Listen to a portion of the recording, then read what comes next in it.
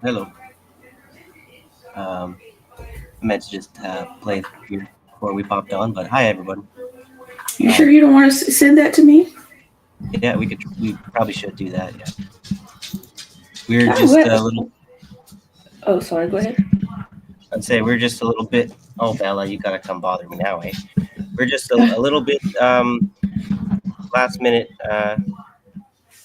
trying to get a bit more organized here. So sorry, guys.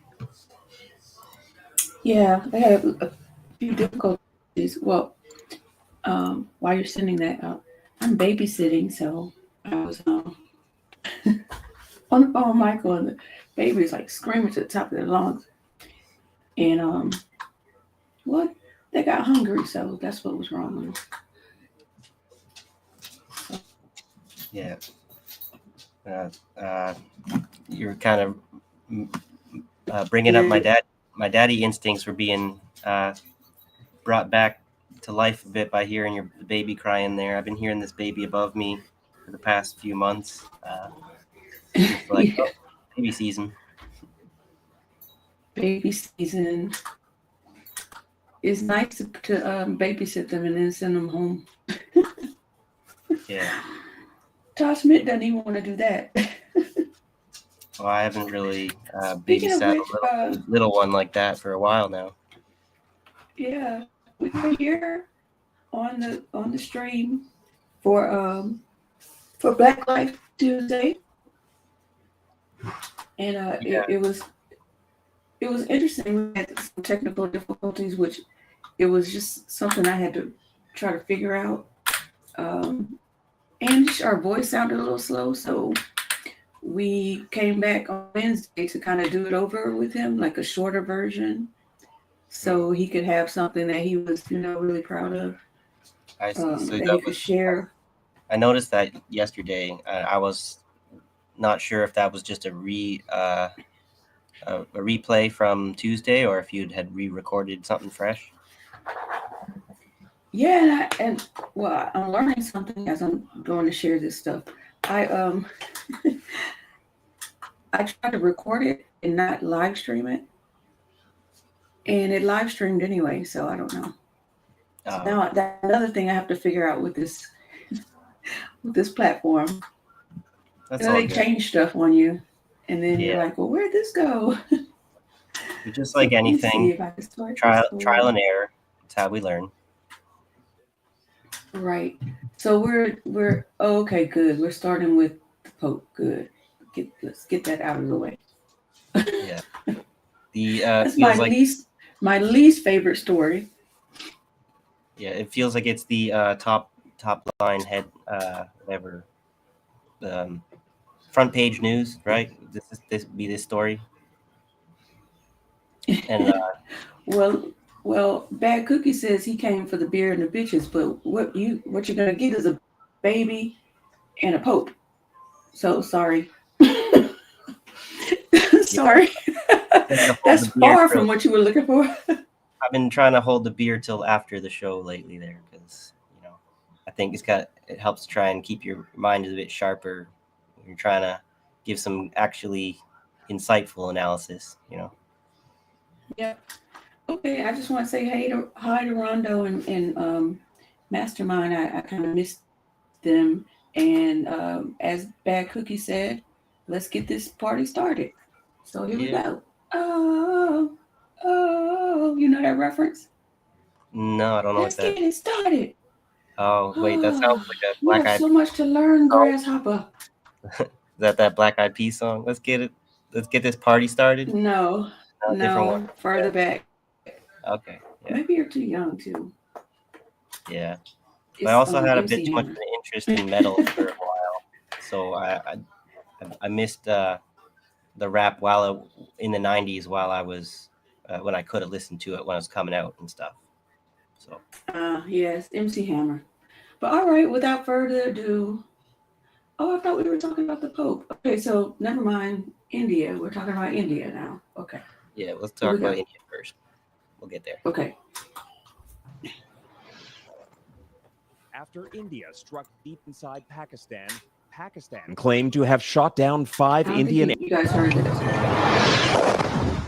After India struck deep inside Pakistan, Pakistan claimed to have shot down 5 Indian aircraft, calling India's actions a blatant act of war. Pakistan reserves the right and will respond to this aggression at a time, place, and means of our own choice. India claims it struck terrorist infrastructure linked to an attack by Islamist militants in the disputed region of Kashmir that killed 25 Hindu tourists last month. Pakistan says at least 31 people, including civilians, were killed by the Indian strikes. I want to see them stop, and hopefully they can stop now. They've gone tit for tat, so hopefully they can stop now. The signs of escalation between the two nuclear powers are increasingly ominous. India held nationwide civil defense drills, while Prime Minister Narendra Modi met with cabinet officials. Back and forth shelling led to deaths in Kashmir, while aerial dogfights played out overhead. And the danger with the ladder of escalation is that it's never clear how high it goes. Flight maps show commercial aircraft now avoiding the region, as the international community urges both sides to walk back from the brink. All it needs is one bad decision by a leader who pushes their luck for this to escalate beyond what we've seen in the past. Intense anger in both nations could propel the conflict forward, but an economic crisis in Pakistan can also force restraint. Both sides are now bracing for the possibility of all-out war while trying to find an off-ramp from an expanded conflict. Jackson Prosco, Global News, Washington. Okay, so the inflection is irksome. So, all right. Two things. I kind of wanted to play it again, but I could just remind everybody when Trump was like, well, they kind of went tit for tat, so I think we've had enough. Like they were tit for tat, so it should be maybe we should get done with this quickly. And all I could think is Israel and Palestine. And it's like there's what I find that's the most like disingenuous kind of statement, because one of the main triggers for this sort of thing that's not really going to be associated with the cause for the war here is this tariff war that Trump was doing here. So he's causing all of this, forcing this tit for tat behavior onto all these other nations, trying to force them to choose sides between China and the U.S. and putting a nation in economic crisis when there are we're already in pretty severe crises economically and politically and all these other. You're kind of forcing some of these countries into a war that maybe wouldn't have happened had you not precipitated a crisis that they had felt desperate times call for desperate measures. So that's my take on that.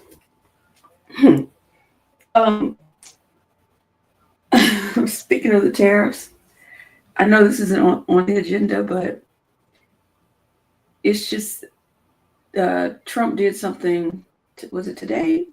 He struck this deal with the UK about he got the tariffs down to 10%, and it's the way they word things and make it seem like he's doing something so amazing.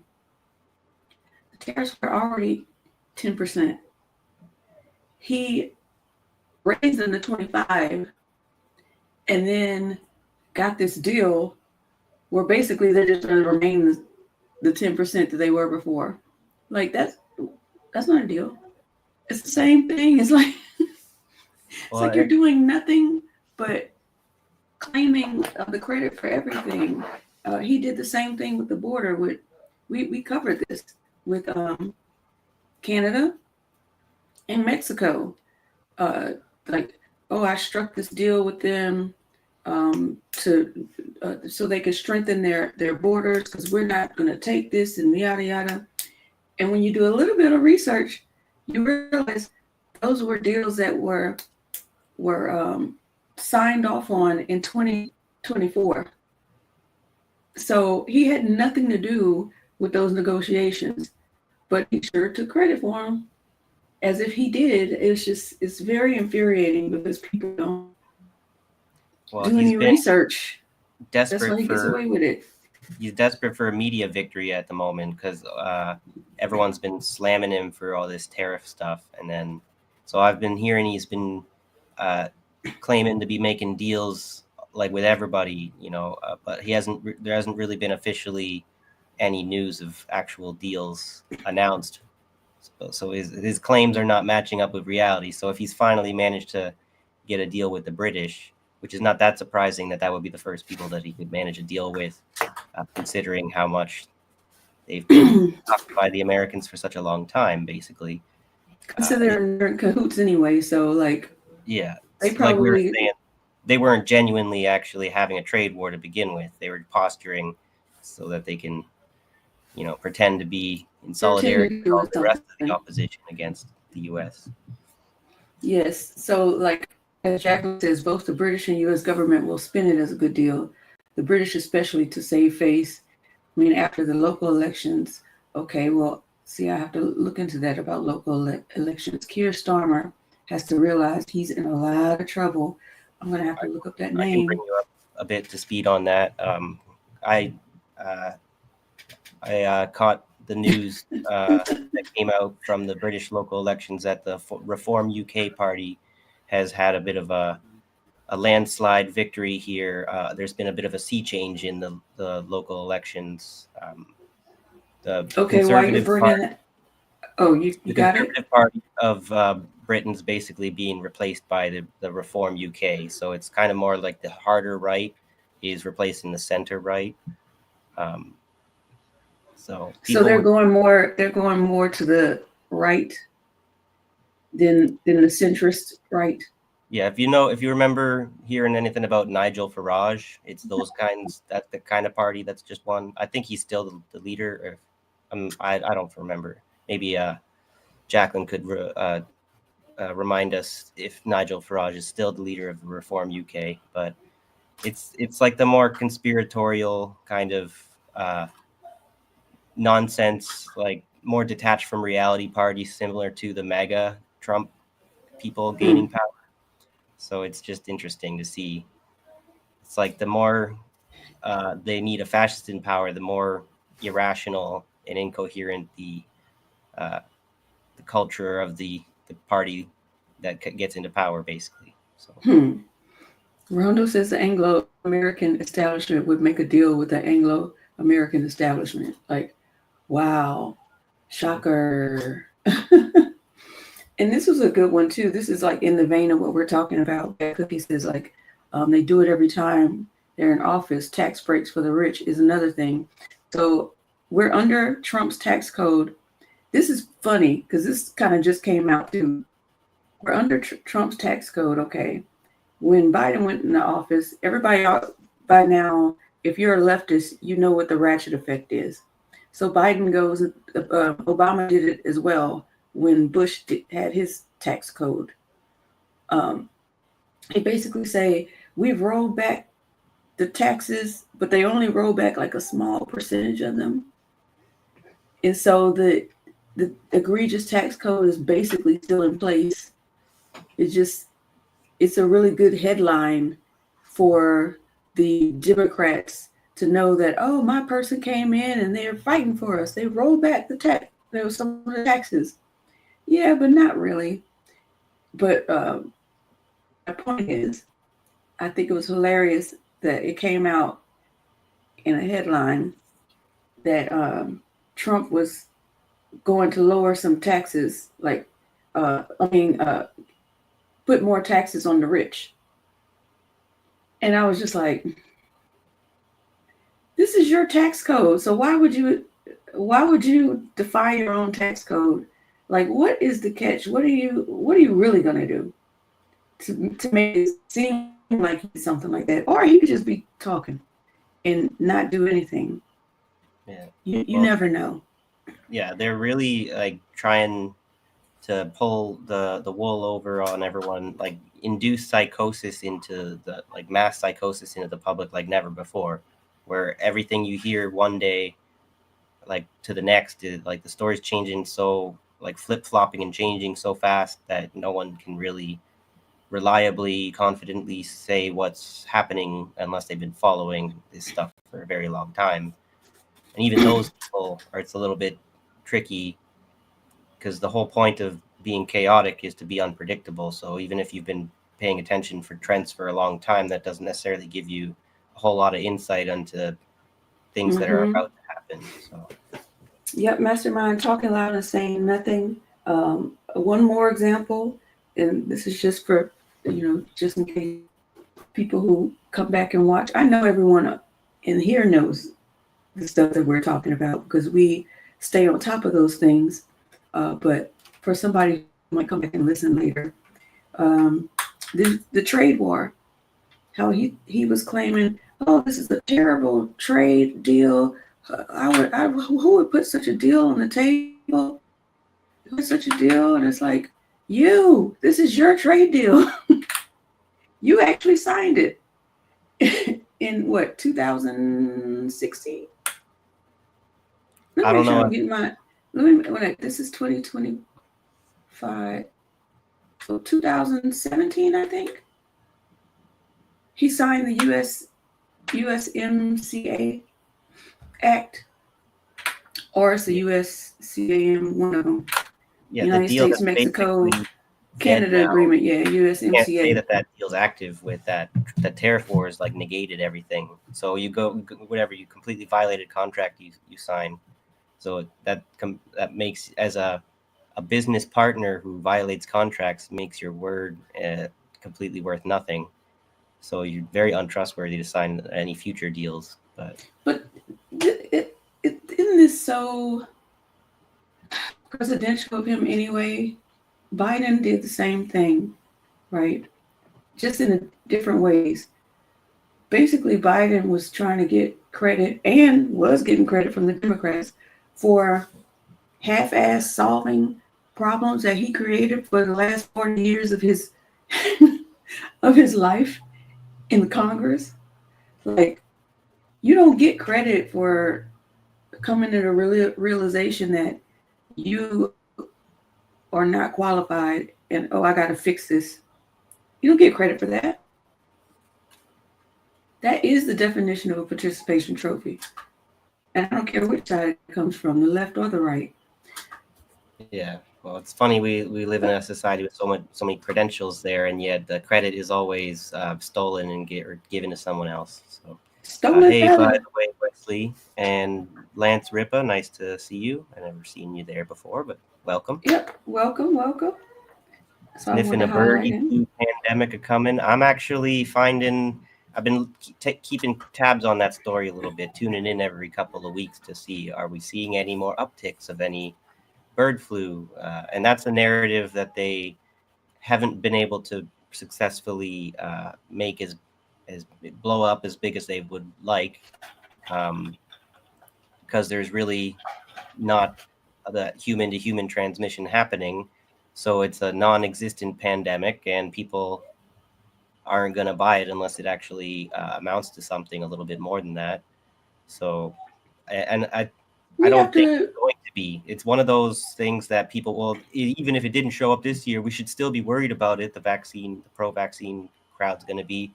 But I think this one in particular is more of a bullshit pandemic than ever. Well, I actually feel like Lance Ripa has a really good forward-thinking idea there. Let me put it back up.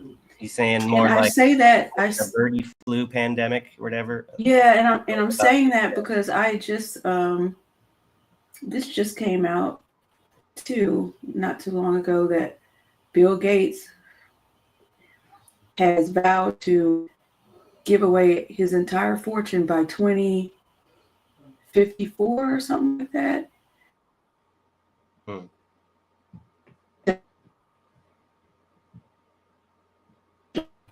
You're glitching out So, a bit. Miss whatever you okay. So it just came out. Bill Gates said he was going to give away his entire fortune by 2054 to help the poor.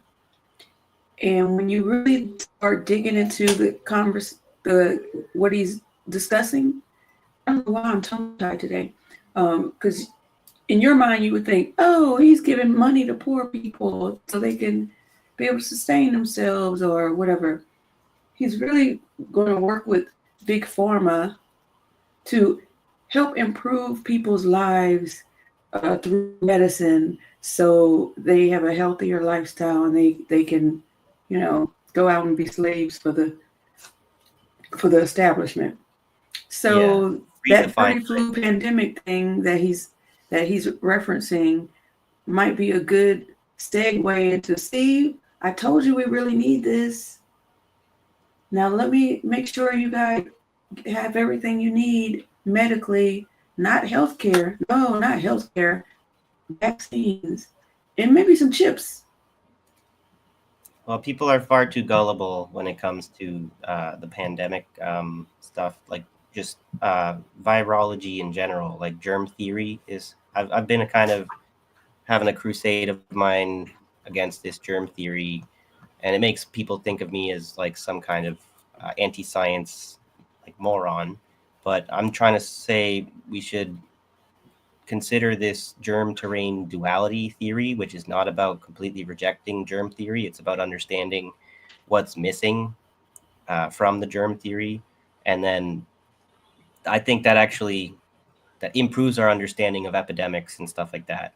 But when you've done that, you can't have the same interpretation of we have to be terrified that 100 million people are going to die next year, because that's kind of based on germ theory alone without incorporating the terrain side of things, where when we see with COVID and everything, a lot of people were arguing you should exercise and get vitamin D and everything, and have these natural like supplement approach to preventative care to help bolster your chances of, if you do get sick, you make it through better. And then there's the other crowd who's just say like, oh, that's nonsense. You can't expect a little bit of sunshine to save you from a deadly virus, right? So you must get this vaccine, prophylactic, because that's the only thing that will save you, whatever. And that's like this religious kind of faith in germ theory, which has kind of been, science has advanced to the point where we've falsified some things about it, and we've validated some things about it. So D3 is very important though. Miasma theory is also Yeah, sorry, but Lance Rip is saying miasma theory makes sense, and Oh, sorry. that's another one where the threat of the airborne, you're going to breathe in the COVID through the airborne thing. So, some of that's been kind of demonstrated. There was some truth to that, but like the old in the 1800s, what they believed the miasma theory like was more like bad air, without describing specifically germs in the air. They're just kind of saying like toxic, like stinky air would be bad for you and stuff. So it's I mean, some of that was definitely there's truth to it. there's truth to it, right? But it's a partial truth, and that's the same thing with the terrain theory. There's partial truth to it that's been rejected as not true at all. And unless we have to take the baby with and leave the bathwater with all these theories. Yeah, there's also you have a more the comprehensive theory when you put them together. right. There's also the processed foods. There's the plants dumping chemicals into the air or into the water supply. There's so many ways that we can become poisoned. So, yeah, but to bring it, I just want to take this time to say I am shocked you did not say the word eugenics when we were talking about germ theory and Bill Gates. well, that's the other thing. That's the elephant in the room there, where it's the eugenic, the people with eugenic tendencies are much more likely, I think, to embrace that authoritarian lockdown strategy to public health. And if you're more of an anti-eugenic person like I am, I think you're more willing to embrace self-determinism and bodily autonomy. And even though that could maybe make it difficult to respond to a pandemic in a collective fashion if you give people free choice. But I think that's a slippery slope into medical tyranny to take away people's rights because of a thing that could be very much like propaganda, This is a really good point Jacqueline is making, because I was thinking about this too. Like, okay, so he said by 2054, why not pay your taxes now? Why does it have to be 2054? Because I don't think he has children. I'm not sure. So it's like you're going to go to the grave still with the intention of your evil ways when it comes to society. That's great. Not to mention, I was thinking, we'll see if any of us are still here by 2054. What with this World War III constant threat of breaking out above us, Oh, Bill Gates' father was deep into eugenics. I'm not surprised. I'm not sure. I'm not sure About if his father was one of the founders. Yeah, I kind of looked into Bill Gates' family a little bit, trying to see if he's related to some other Gates that I'd come across, and it's a little bit tricky getting background information on some of these people. I don't exactly want us connecting. Bill Gates' altruism is not spitting on poor people as he steps over them. That sounds about right. Okay, so trying to bring it back a bit to the India. To India, yeah. We could pivot a bit by saying that. So, should I go to this article? Yeah, sure. To the article. Okay. I'm just going to say briefly that there's a little bit of an interesting thing to observe with the Ganges River rituals that people partake in when you want to look specifically scientifically as to how you would expect them to be getting a lot more sick from bathing in a toxic river, but counterintuitively there's less illness than you might expect, and the reason why that is has to do with that germ terrain duality theory that I was talking about. Anyway, that's a conversation for another day. Yeah, that one I don't know about now. That's it. We've talked about that before, but only jokingly about washcloth and stuff. I don't know if you remember that. Exactly. Yeah. Well, ultimately, the lesson is what we think of as dirty is not necessarily as dirty as what we think of dirty being, right? I actually think this article is basically just not summing up, but what's the word? Scribing what was said in the video. Yeah, actually, I think we should probably go to a different article, Okay. especially for just the sake of time, because just what you're saying is, like we could go to this one here, information war: are India and Pakistan telling the truth about attacks? Because I think that's like I had saved a bunch of articles last night, and then this morning, like they were already, the titles were changed, story was edited, so the story they told me last night about the things breaking out is different from what they're telling me this morning. So what we even if we tried to report on articles, it's not exactly worth reporting if we're just reporting misinformation. So yeah, blow this up a bit. So can you Oh, see it okay. there? Sorry, I have to remove myself. Yeah, no, here, yeah, I'll share my screen. Okay. Try yours. Try.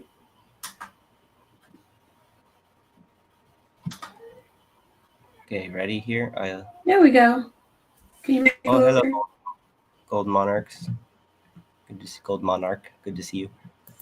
So, So while you're making it big, I just want to point out what Golden Monarch said. I didn't want to interrupt you, but you're our eugenics guy. He's our crypto guy, and so he's basically saying everything that we're kind of discussing today is pumping into the market, manipulated stock and crypto market, yeah, which Trump was on camera bragging about how much money him and his friends have been making. While all these people, everybody else has to suffer and get through it and see their 401ks diminish and pay more money for the price of things. It's going to get worse before it gets better, but it's gotten way better for them. Like worse never happened for them. Trump's So richer than he's ever been, isn't he? Right? yeah. So thank you for that, Gold Monarch. I hadn't had time to look into the crypto angle, but that is what if I was a betting man, that's what I would have suspected. That's what I was kind of hinting at with the tariff war putting people into economic crisis. One of the things we all know pretty well is that war is one of the best ways to pull an economy out of a tailspin. That's what the American economy is built on, right? So Tragedies and epidemics. Well, yeah. I shouldn't say. Well, market manipulation is it's a good umbrella term because it doesn't necessarily mean the stock market. It can mean an industry, because we talk about this too, how every industry gets its turn. Like when they figure out, oh, we make a lot of money when these things happen, and then I'm sure they had some backroom deals like, okay, car industry, you had your turn. Okay, now let's go to the bankers. Okay, now it's the pharmaceuticals' turn. It's always the military industrial complex's turn. So we don't have to worry about that. But it's like, who's next? Yeah. The real estate industry had their turn. Yeah, they just hop from bubble to bubble. I don't know who's going to be next. What other industry? Who did I miss? Because if all of them had their turn, they're just going to start over again. Yeah. Well, once they get through them all, they just start the cycle, like you're saying. Yeah. But it's good to mention the crypto is also very integral to the operations of terrorists. Okay. So how do you think that these terrorists are getting their funding nowadays? Through crypto, and it's much more secure for them than the old-fashioned bags of money and crap. So when you're watching the crypto verse there and terrorist things happening, you might be observing a little bit of who's funding stuff without really being able to That's true. them directly. So And Mastermind has a good point, Silicon Valley, because they kind of like were one of the first ones with the Y2K, right? They made a lot of money up on Y2K.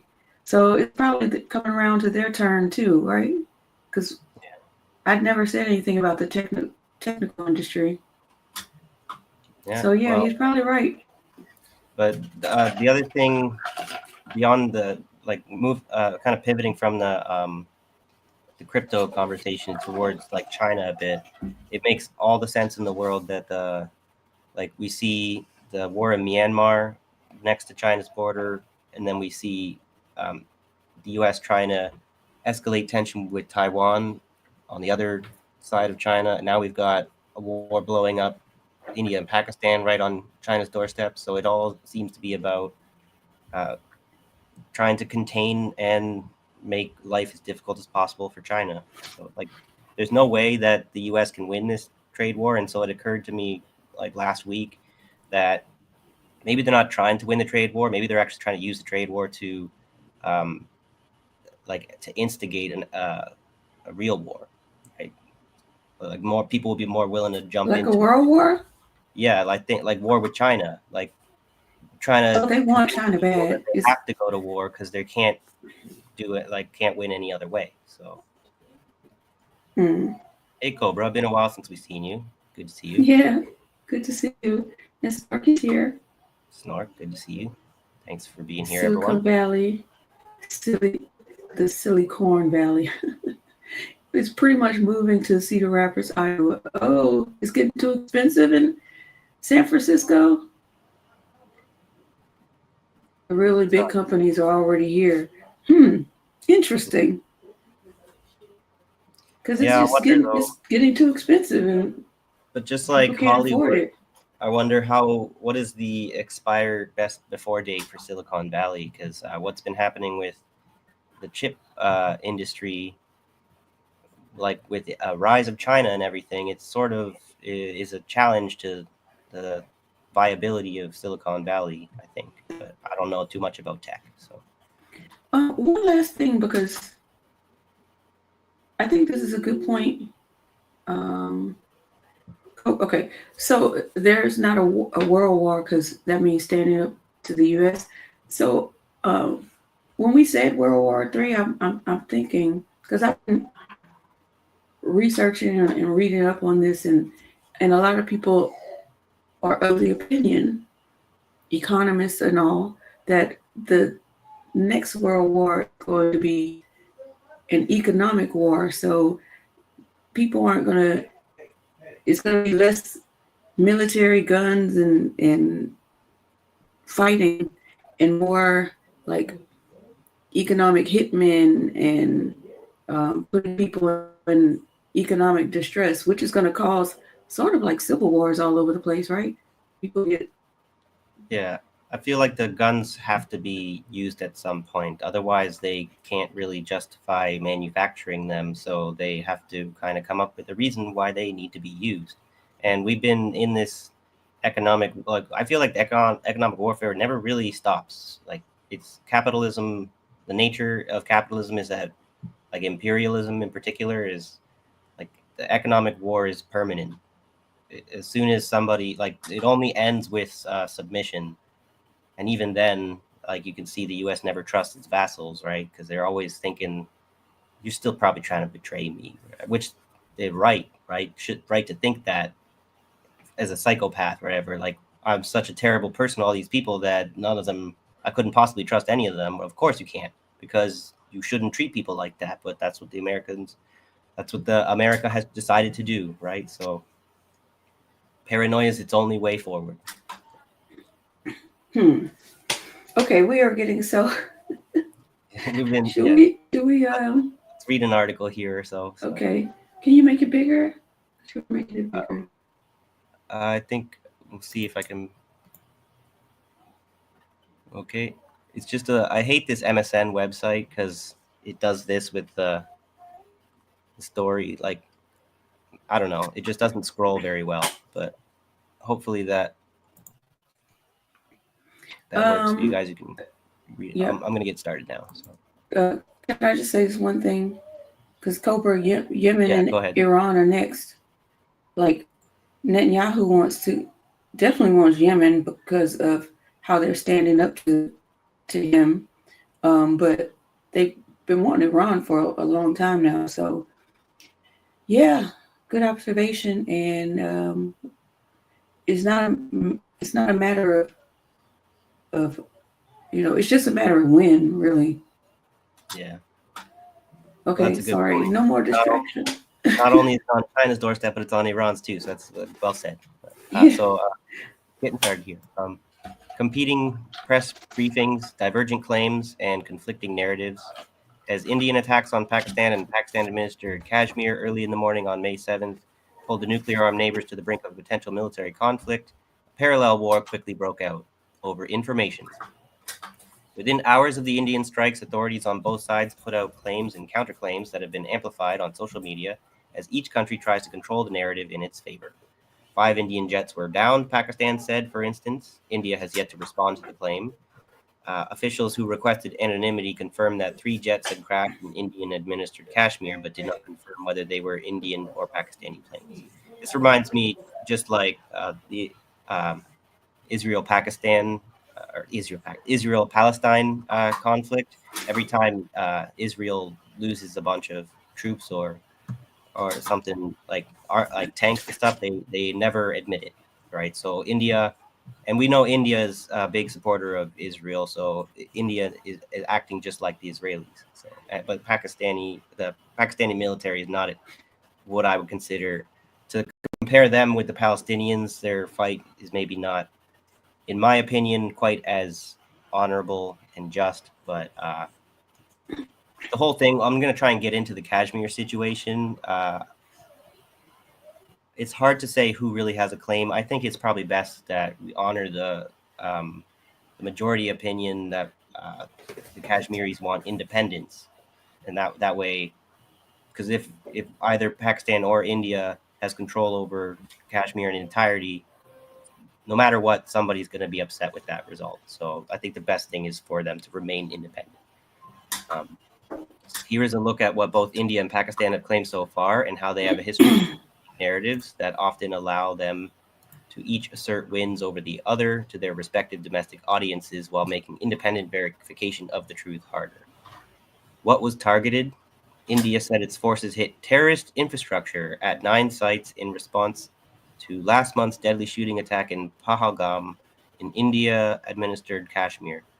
India blamed Pakistan for the Pahalgam attack in which 26 civilians were killed.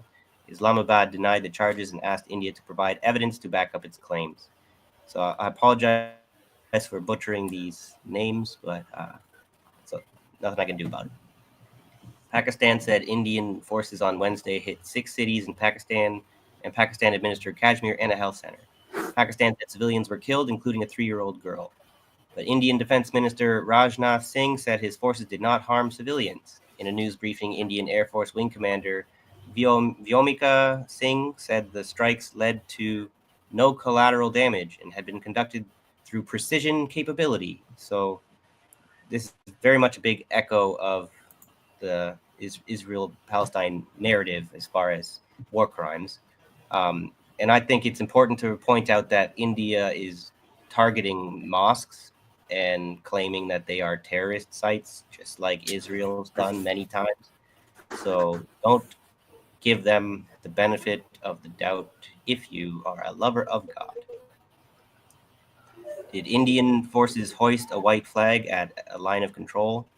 The Pakistani government, on its official X account, said Indian soldiers raised a white flag, a common symbol of surrender, at a military post along the line of control, de facto border that divides Indian-administered and Pakistan-administered Kashmir. Pakistani Minister for Information and Broadcasting Atollah Tarar echoed the claim on his X account, posting, "First they fled from the investigation, now they fled from the field." So that's the typical kind of chest-thumping narrative you hear from military people. Indian authorities have yet to formally address the claim, but as India and Pakistan are not officially at war, it is unclear why New Delhi might feel the need to surrender. So this is one thing that's a big problem for the 21st century. You have to not let these governments claim that they're not officially at war when war kind of the slippery slope of war is full, like you've fully slid down to the bottom of the slope, and yet you get to pretend like you're not at war just because you didn't officially acknowledge it. They never do, whatever, because that's how they I guess you can't call them war crimes if we're not officially at war. Isn't that the whole point of that? So We haven't declared war since, geez, when was the last time? I think it was the Gulf War, that really short war. yeah, there And was then one. I think after that, Bush was like, to hell with the UN, like, we're doing this. There was World War II, and then I think there was one since then, but I forget which war. But you maybe that Gulf War is one you're saying. Yeah, I think the last time we declared war, and let me know if I'm wrong in the chat, you guys. I think it was the Gulf War with Bush Senior, if I'm not mistaken. See, Mastermind. And then Bush Jr. went to war without getting, without declaring it and getting, approval. So that doesn't even happen anymore. The UN is basically useless. Yeah. Well, but that's where the UN's proven itself to be utterly useless in that you've allowed nations to do that for such a long time. It's like, I don't know. But I was just saying, Mastermind comment reminded me another thing about this war is a real big challenge for BRICS, like for it's like a mortal life and death struggle for BRICS. So, and I thought I like bricks. I would name them bricks. they'll never do that though. I actually don't know if Pakistan's one of the members of BRICS. I don't think it was one of the recently added. Maybe someone could correct me if I'm wrong there, but I'm pretty sure they were interested and they're hoping to join if in the future. They've added a few more countries in the last couple of months. So Look it up. right here, the baby. I have to admit that I don't know enough about this conflict yet, because it took me by surprise. So before I speak on it, I want to read more about it and form an opinion that comes from a place of, doing a little bit of research. I see. Not just reading headlines. Hi there, antediluvian atheist. Good to see you. Hi there. Did you have there's some comments I wanted to address in the chat, but before that, I wanted to see if you had an opinion about anything you just read. Some predictions, some caveats. Yeah, I think Anything? we should try not to, because we can see how unreliable the information coming out at the moment is. We shouldn't try to follow the facts on the ground too closely at the moment, because that's just kind of going to be a little too difficult. I would say look into the background, the history of the the origin of the conflict kind of starts. It's always 1947, 1948. Everything always goes back to that, right? It's ironic in that history maybe didn't start on that day, but seems to have reset around that time. That's an ironic date, though. Yeah, because the Myanmar conflict ties back to 1948. This Pakistan, Kashmir, India situation, 1947. The Nakba with Israel, 1948. So as much as people want to deny the importance of that, like that's so long ago, the fact that everything is happening the way that it is, specifically the way that it is happening, it's demonstrating that this conflict has everything to do with the legacy. Suck all the water up. Hello, Doc. No gasified, no milk. You can give him the cereal. What? Just make it thin enough so it's kind of milky. Can you check and see if did someone come with an Instacart with the milk? Outside. They might have just dropped it off outside. I'm sorry. We ran out of milk. That's okay. You got the, always got to accommodate the babies. Yeah, exactly. So, what was I about to say? Oh, sorry to cut you off, but so you were talking about 1948. And I was just thinking about how they go into the back rooms and have all these discussions, and it's always a long game.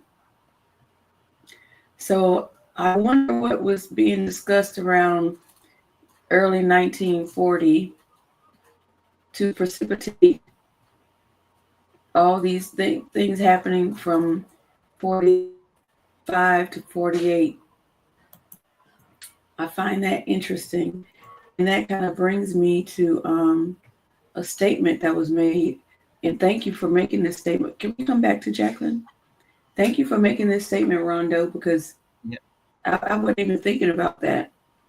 So if you haven't heard about it's been studied as the doctrine of discovery for colonialism. And it started in the 15th century. And so that's been going on for, since the 1400s. And it's a long game. Look how long it's been, and look how much closer and closer we're getting to colonial domination, and not in a good way. Right. Well, It's colonialism in a good thanks way. for mentioning that, Rondo, because it's especially with the irony of the new pope and everything. I think we need to remember that, or do a little fact check to see if some of those documents and papal decrees and stuff that were enacted even like 400 or 500 years ago, if they're still in effect today, because that would corroborate what you're saying, that this is a continuation of that. Because if they want to prove that that's not what's going on, then they would rescind those decrees, or they would make a new claim establishing a new direction. So And also in that vein, I thought this was a good comment from Snorky. My guess is that Israel will control over Suez Canal next to move ships to. We covered this, Michael, that another reason why they were going so heavy in Gaza and this greater Israel concept is they want to build another canal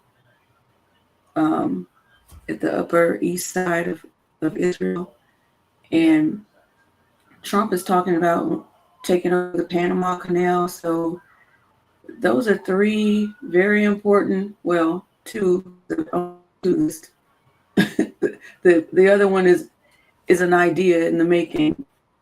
So that ties directly into this doctrine of discovery of colonialism. So I'm just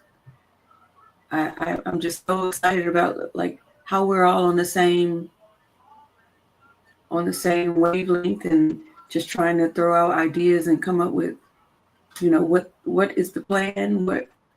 What are they trying to do? So at least we know, and we might not be able to do anything about it personally, but we can. More people that understand it, maybe the more collectively we could do something about it, Yeah, well, I think when you're looking at the whole big picture wide enough all the way out, then you can see clear connections between the Zionists and the Hindutva fascists, and the fascists in Taiwan, fascists in Ukraine, and their allies in like South America and North America. You start to recognize who's working together, and you can kind of see the two sides of that world war kind of shape up when you understand who the actual fascists are. So can you tell me? I can't remember the canal that the name of the canal they want to build in Israel. Is that the Ben Gurion Canal or Yeah, Mastermind? You can confirm that? yeah, that's what it is. And I agree that like 100% that their plan B is to go after the Suez Canal, because they're even if maybe it's possible in a couple decades that they'll get that canal built, in spite of what seems to be the reality of today, that it will never be built. So it all depends on this greater conflict in the Middle East. What happens with Iran if they effectively annihilate the Iranian whatever regime and everything, like they've been trying to for years, they may have more of a success in establishing that canal. But if they lose this war, this World War III, there's no way that that canal's happening. So, Okay, Lance, I'm gonna push back a little bit on this, on what you're saying here, because what is that? What is that? That social media app that everybody was moving to because Twitter, people are tired of Twitter. It's a China app, which they kind of censor too, because you can't speak as freely as you do on Twitter. Like, people could be really mean on Twitter and get away with it, but you can't do that. Like, you get flagged or what have you. yeah. So But this is a lot of people in China were like, no, we don't have a social credit scores. That's propaganda. Like, yeah. there's billions of us here. Can you imagine the technical infrastructure you'd have to have set up to be able to track every space out of billions of people? Yeah, but I mean, So I don't know. Yeah. it's a good comment. I'm glad you mentioned this. It's like it's a tricky thing. I get like some cognitive dissonance when you see the comments that the social media influencers from China are saying. It's black and white. It's like the opposite of what's being said about them from in the U.S. and stuff, like in the West. So it's makes it a little tricky to know what to believe, because as much as we are propagandized for sure in the West, um, I'm trying to take with a grain of salt the commenters from China, because they also are propagandized by their government, and we could have a whole our argument or whatever debate dialectic about to what degree they're propagandized and how bad of a thing is that really. I actually enjoyed talking to people there because they everywhere I went on the live stream there, it was like people from China trying to either verify or debunk the things that they think they know about Americans, and then trying to do the same for us. Yeah. No, I tend to I've seen some of those videos where they're debunking comments made about Chinese. Like, oh, Chinese are more racist than we are, that kind of stuff, and it's very informative to watch the responses videos to those kinds of things. It's just it doesn't necessarily I agree that the technocracy in China is a little bit unsettling. It makes me nervous. I'm not sure if it's what we're wanting communism to be. I still think, though, when you compare the economies and stuff, that China's effectively being better has better governance in regards to its people. It has more of a socialist, like, providing services to its people in a sense, not leaving people behind and stuff like that. So while I think there's a bit of a too much capitalism going on in state capitalism in China, just like with the USSR, it's hard to criticize, because if like they aren't isolated from the rest of the world. They have to be a part of the global economy, which is capitalistic. So there's certain things about, like, maybe they would rather behave differently, but material conditions, imperialism kind of forces them to behave differently. So it is what it is. What's his name? Nick from RBN. I thought it was really funny how he was talking about how censored, like how much China censored their communication with us, and how their propaganda was like propaganda light compared to actually us getting access to that app and actually talking to the citizens. And he's like, damn, if we spent all that money trying to propagandize them, and all they had to do was talk to them. They did a better job just talking to Americans on the app than we've ever done. Yeah, well, that's like a double-edged sword for sure. The censorship in China and North Korea in particular, where as much as it protects you're their going in and people. out. Oh, sorry. Yeah, just had to see if you let me know if I come back. Okay. I'm just saying, as much as the censorship protects their people, it is it's harmful in that the less we know about what's really going on, the more suspicious and paranoid, and the more misinformation we create about them because we don't really know. We're not allowed to know. But that it's a choice. It's a cost worth paying for them to not have. I mean, we do that to each other right here in America, don't we? Yeah, I mean, if you think about what kind of weight would be lifted off of our shoulders if we hadn't been subjected to all of this propaganda in the West, if we'd actually had someone censor like all that mainstream corporate media away from us, we would be better people, hands down. And Monarch, no, it's not called WeChat. I'm gonna try to look it up for you. But I did want to like this point Snarky's making about the Ben Gurion. I hope I'm pronouncing that correctly. We probably need 10 to 15 years of U.S. paying all the costs.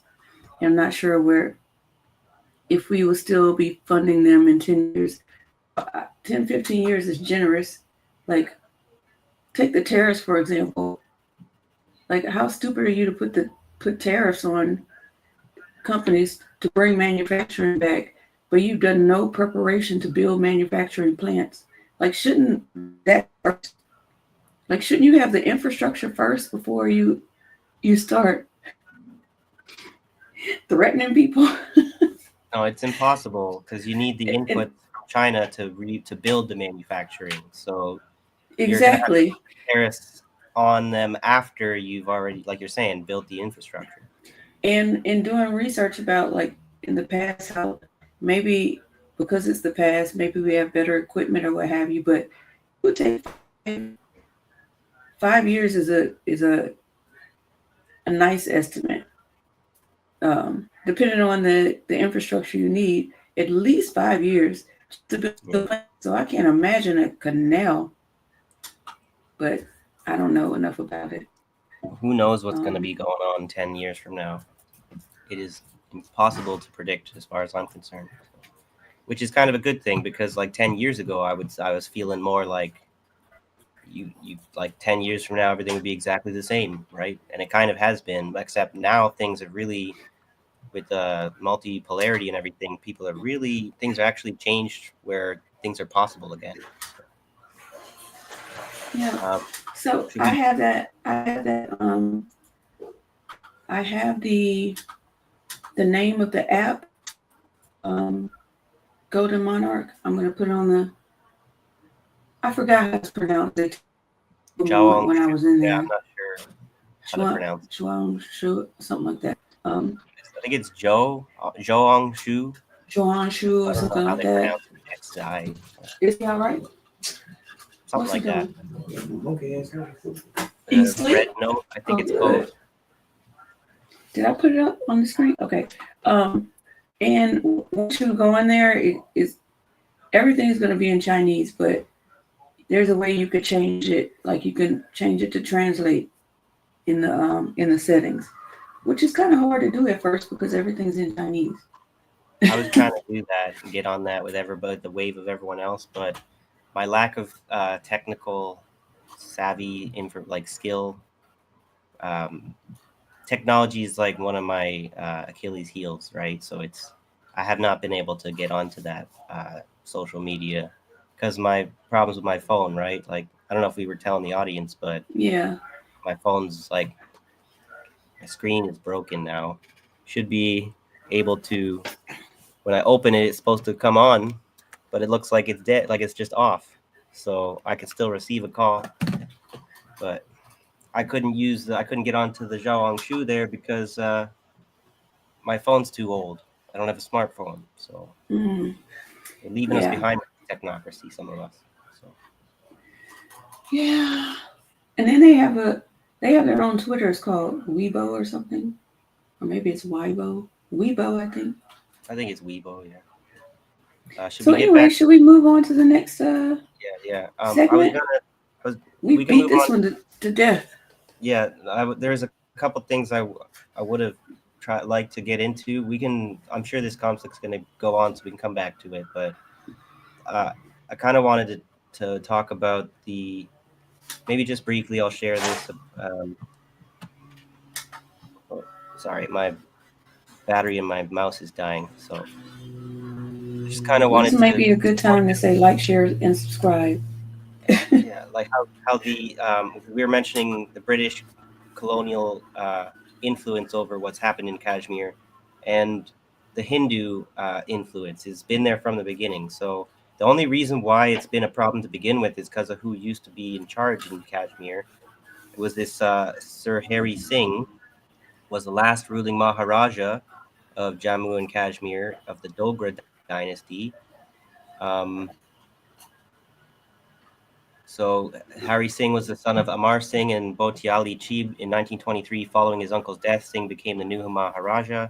After Indian independence in 1947, Singh wanted Jammu and Kashmir to remain as an independent kingdom, not independent democracy or anything, but he acceded to the Dominion of India to get the support of Indian troops against an invasion by tribal armed men and the Pakistan army into his state. But Singh remained the titular Maharaja of the state until 1952, so only 5 years later, when the monarchy was abolished by the Indian government. So aren't you glad that you asked for their help so that they could abolish your government? Fucking dumbass. So after spending his final days in Bombay, he died in 1961. But the other thing about him, not only was he a bitch of the Indian army there, he was also, it says down here, in 1903, Hari Singh served as a page of honor to Lord Curzon. And Lord Curzon was a British statesman, conservative politician, right? So he was a page of honor, right? These fancy looking kids. Page of honor is a ceremonial position in the royal household of the sovereign of the United Kingdom. Requires attendance on state occasions, but does not now involve the daily duties, blah, blah, blah. But so they take these like Indian princes and stuff, and then they turn them into like these like servants of the lords in England, and they brainwash them like as they're growing up, and then they just ruin their country when they send them back and stuff. So at the age of 13, he was sent to Mayo College in Ajmer. A year later, in 1909, his father died, and the British took a keen interest in his education. I wonder why. Appointing Major H.K. Barr as his guardian. After Mayo College, Hari Singh went to the British-run Imperial Cadet Corps at Dehradun for military training. He's appointed the commander-in-chief of the state forces in 1915. So you want to call it whatever. So basically, same playbook. That was not an independent kingdom ever to begin with. That's what I was just trying to finish that off with, right? So independent kingdom in name only, and then it became protectorate of the Dominion of India, right? So it's, and when we looked into, I don't know if, I'm not sure if you guys saw the episode we talked about India before, but the fascist movement, the RSS in India, was against like independence in a sort. Like there, I could show you another article where it proves based on the writings and things, public speeches of the fascists in India, that they supported like colonial rule and stuff, and they were against the people arguing like for nationalism. But then when they saw the tide was the way it was, after they gained independence, they wanted India to be independent Hindu fascist India. So It's like the caste system that right. Vivek Ramaswamy comes from. Right. The caste system and itself is kind of, people say it's like invented by the British, but it's maybe a little inaccurate to say it was completely invented whole cloth from them, but it was deeply influenced. The modern interpretation of Hinduism is kind of comes from the British, and like they changed some of the practices by banning some of the things that they're allowed to do with their religious, like the sacrificing of the woman on the funeral pyre when her husband dies.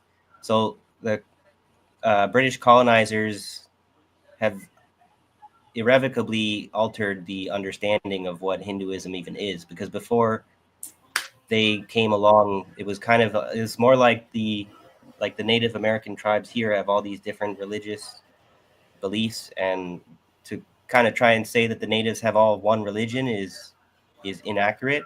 And so that was the truth in India, but they've tried to take all these different traditions and turn them into a single religion, for better or Sounds worse. like Christianity.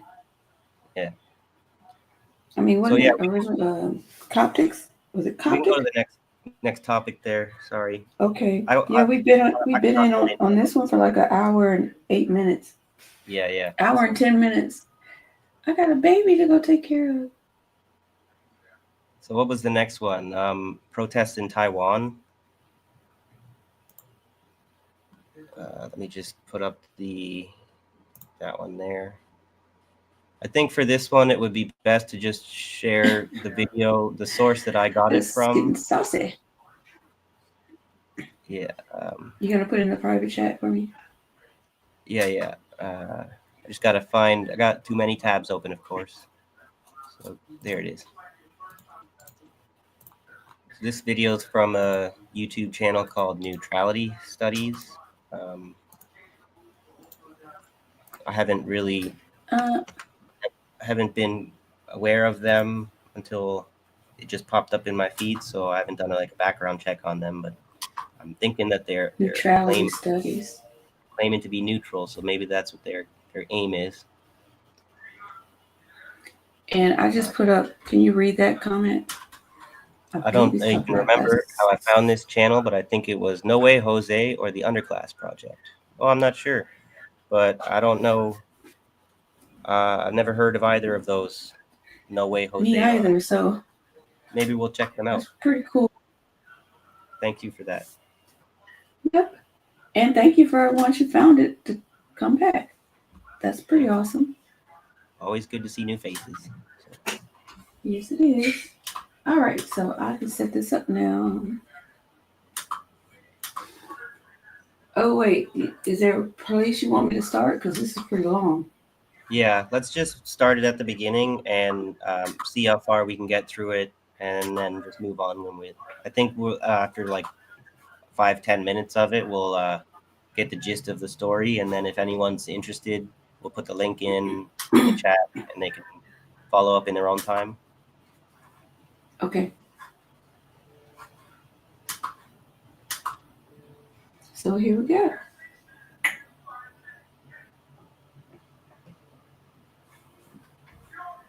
Dr. Joanna Lee.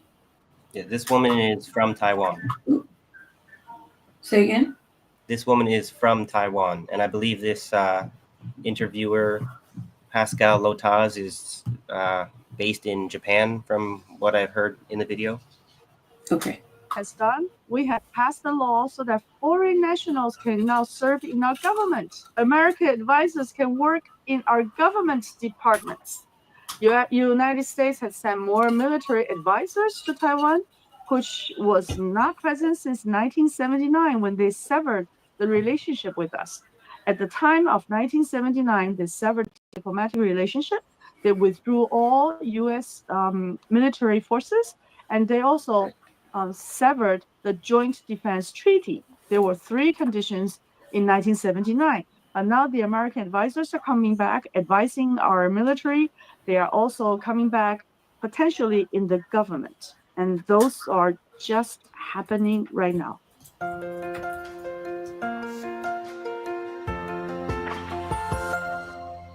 I don't know if Hello, everybody. This is Pascal from Neutrality Studies, and today I'm talking again to Dr. Joanna Lei, a Taiwanese businesswoman, media executive, and former lawmaker for the Kuomintang Party in the Republic of China, that is, Taiwan, of course. Last week, there were rather large protests in the capital, Taipei, against the ruling TPP party and President William Lai. This news got surprisingly little coverage in Western media, which usually is so keen on showing all kinds of people's power movements when they occur against governments the West doesn't like. But this time, rather a wave of silence. That's what we want to talk about today. So, Joanna, welcome back to the channel. Thank you, Pascal. I'm so glad that you picked this news up because there was almost no Western media coverage at all. So, A, why is that? B, was it just like a few, like dozen people on the street with flags? Can you describe what these protests looked like? Well, I've been on the street in the same location many times. From the beginning of the stage to there is a major door at the back. Usually people will claim to have 100,000 to 200. If you go further on the side to the other street, then people would claim to have 3,000, 300,000 people or more. So this is like the tradition place for protests in Taiwan. This is an extremely large crowd. Initially, they expected about 50,000 people turning up, but the final turnout was 5-10 times from the initial expectation. Okay, now, why was it never covered? In this particular instance, the Kuomintang and People's Party claimed that there were illegal mass recall of all the existing lawmakers in the legislative yuan because the DPP doesn't own majority. They have minority in the legislative yuan, even though they have the entire control of the executive branch, the judicial branch, and our two other branches. So they waged a massive recall to oust all the KMT and People's Party's legislators. What and is a that recall? is the foundation of that. What is a recall? What do you mean with that? Okay, let me say a few words about recall. In our system, we're a single district system, so you need to win pretty much majority in order to win a seat. But you can have 1% of the constituents and 10% of the final number proposing to recall your seat and re-elect a different person. And this recall only require a quarter of the people voting against you. So if you fight and win a seat in a constituency, you will need to win about 50%. But if people opposite to you, probably they will have 40%. So if they use the 40% to recall you, then you will lose your seat. So that's a very strange system in the design. Because DPP didn't win majority in the Congress, they waged a massive all-out recall to recall all KMT legislators. So all of think them. about this. In any other country, if you want to do something like this, you dismiss your Congress, right? You dismiss your Congress like Singapore recently did. The new prime minister said, I need a new mandate from people. So let's dismiss the Congress and have a general re-election. That's the normal way of doing it. So whether you are from A party or B party or C party, you all go back to the people and ask for another mandate. But a recall allows A party, in Taiwan's case, DPP, to target B party's legislator without risking A party's seat at all. So this is a very asymmetrical system. Of course, if it's just a fair system. Wait a minute. Like, that had my head spinning. You understand what she's saying? Sorry, yeah. I was just looking at the comments a bit. So, but she's saying about the recall stuff. It's I don't want to say I understand completely because there's a lot I don't understand, like don't know at all about the particular ways of Taiwanese politics and like the way their system is set up. But it sounds crazy that they have this recall setup system where after you've democratically elected your constituent, the opposition has the opportunity to reverse that decision with less than 50%. So I don't. Yeah, that like for us, it would take different branches and 2/3 of the like. It's very difficult. The way she explained it sounded like, wait, so you could just be like, I didn't like that election, and let's do it over. Like, when do you ever resolve anything? And then it almost sounded like she was describing like a filibuster, which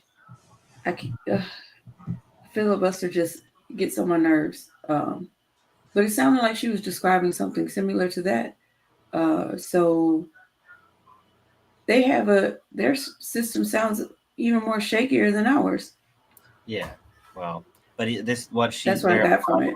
what they're implying in the entirety of this video is that whatever shred of democracy that they had is kind of being shredded into nothing. Like they're having a takeover of their government through these underhanded means, right? So That cookie says, I believe she would take 1% of the general voters and 10% of the final tally to be able to recall the election. That's what I got out of it. I heard something different. I mean, in It would general, take it sounds 1% of the interesting. general. It's like having an appeal. Oh, okay, I see. Sorry. It's I like see what you're saying now. like when you're in court, you can appeal a decision that they make. So it's kind of cool to think of the idea that we could add like an appeal system to voting. But I think that what's happening here is a good example of the pitfalls of trying to introduce something like that.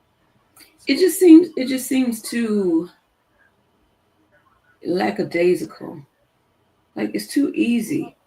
That's Well, what it's it like sounded like to do a recall. It's just I don't like it, so we're just gonna let's do a do-over. Well, flip the game And board, right? yeah, it's too easy to make that happen. Is what And I got out of it. Which I is wonder. what it sounds like Bad Cookies is saying. Like that sounds too easy. Yeah. Well, I wonder if they have an impeachment process. It sounds kind of like a sort of impeachment. Right, that's what I was saying. Like ours requires so much more.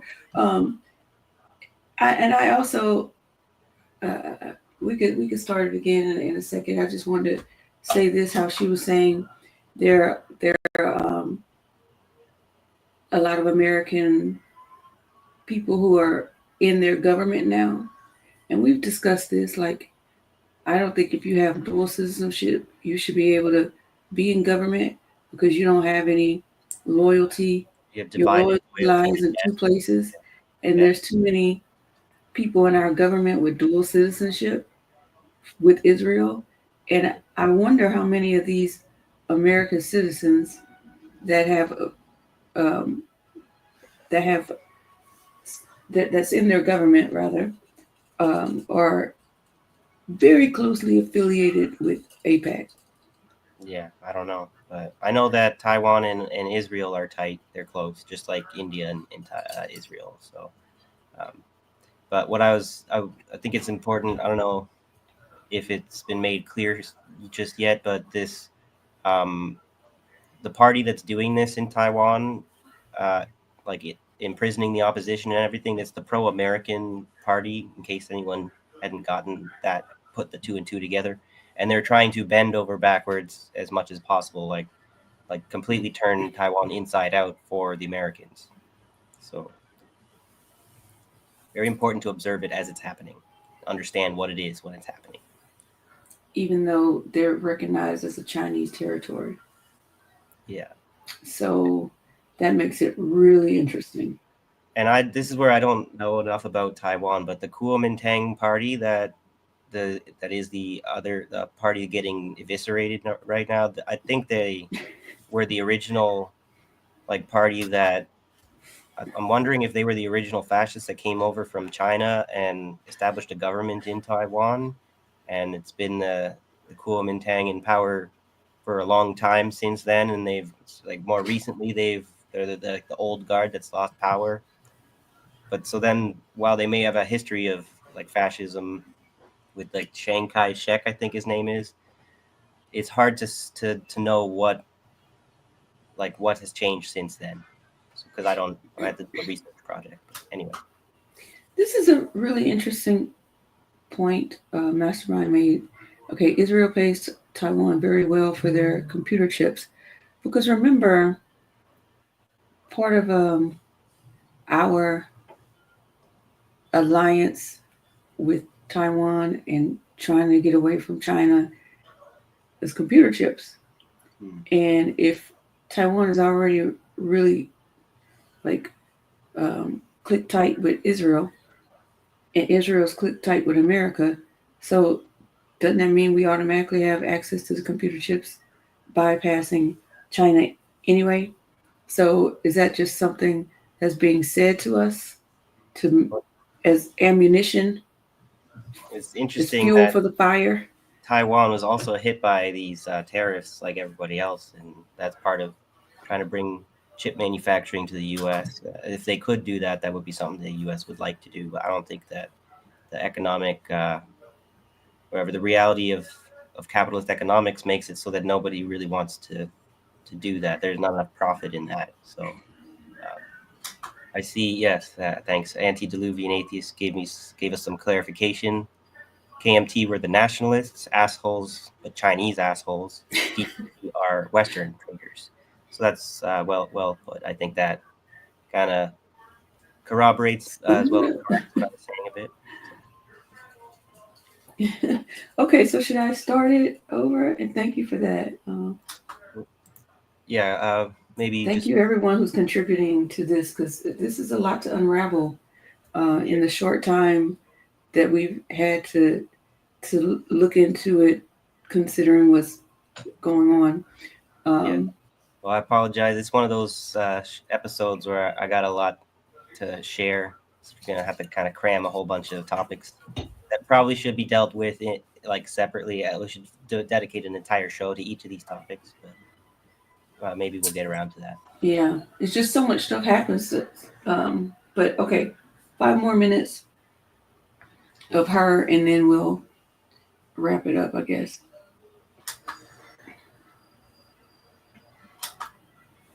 It wouldn't raise so much public protest. I wouldn't call out so many people to the street. However, in this time, we have two things going simultaneously. One is DPP using this as a political struggle tool against opposition party to recall just the opposition legislators. B, they are using judicial tools to protest the counter recall, because KMT also say, okay, you recall my people, I will recall your people. Oh, this seems but the messy. people who lead the counter recall were being investigated, incarcerated by the judicial system. So both the legislative arm and the executive branch moved in against any political opposition in Taiwan. Real quick, this basically sounds like our elections, but at an accelerated rate. Because the Democrats and the Republicans do this also, but they wait till they get in office, and then there's all these slew of investigations and all the just dragging stuff on. It seems like they do it in a matter of, I don't know, a couple of months. They're like, I'm gonna recall you. Everybody's investigating. It's like, what is getting done for the people while you're doing all of this? So every 4 years, one party undoes what the other party did, so that the next 4 years, the other party can undo what the last party just did, and that's all we see happening. So, and nobody, and the people don't get serviced because the elites are up there just having a political fight for power, not for the service of the people. So, yeah, sounds great. This sounds great. And that's a really, really big thing. It's making our so-called democracy system dilapidating to a state that you cannot believe, because you have standing people's right for free election and free expression. B, you have changed the basic judicial system in terms of its proportionality, due process, and burden of proof, because they have incarcerated opposition party chairman Ko Wen-je. They incarcerated people in Taipei KMT headquarters, the general director of Taipei KMT office. She's a 75-year-old woman. They incarcerated her. They also incarcerated young people who lead the counter recall from the KMT camp. So these are all done by using prosecutors, the judicial system. So the deterioration of democracy in Taiwan is beyond belief, and it called out so many people on April 26th, the event you picked up and no Western media reported. So Okay, just let me get this straight. In the U.S. context, you want to keep going? Yeah, sure. You want to keep? I think that's a good soundbite she delivered there. It's like that the democracy is dilapidating, and this is like exactly why. So I have There was a question in the. Oh, hi, Cowboy Kitty, and hi, Sean. Welcome, Hello, guys. Gang's here. There's a And question in the. KYE. I don't know if we said hello, but yeah. Who? Kill your egregore. Oh, Kill Your Lord. Yeah, I think RBN ended, so Yeah. they stopped by. Thank you for the raid. Yep. Don't forget to like, share, subscribe. Okay, so Jacqueline asked how many. Has Taiwan had many election recalls? So I saw things where they were breaking it down between like years and stuff, but this is the latest article that I want to share with you. Tell me if I need to make it bigger. A little bit, please. Okay. How's that? Okay, so the article says Taiwan's recall movement, power play or popular outrage. So this is, I thought I was pulling up one from May. It is from this year, though. That's late March. Right, but I did think, I thought I saw one from May 27th. Maybe that was my eyes flipping the number. So hopefully this gives a somewhat of an idea, because who knows what's happened since then. It's fairly recent, though. Should be fresh enough, I think. Fresh enough. And just know it's not the latest. But Taiwan is witnessing an unprecedented political showdown as recall motions targeting the virtual removal of a major political party from the national legislature unfolded across the nation. As of March 10th, recall campaigns have been mounted against 34 of the opposition KMT lawmakers. 34 of the opposition. I don't want to try to Kuomintangs. Which is KMT. Okay, there should be a comma there. 39 lawmakers eligible to be recalled under. That is worded really strange. Saying they mounted a recall against 34 out of the 39. Out of the 39, right? Okay. Out of the 39 eligible to be recalled under Taiwan's Public Officials Election and Recall Act.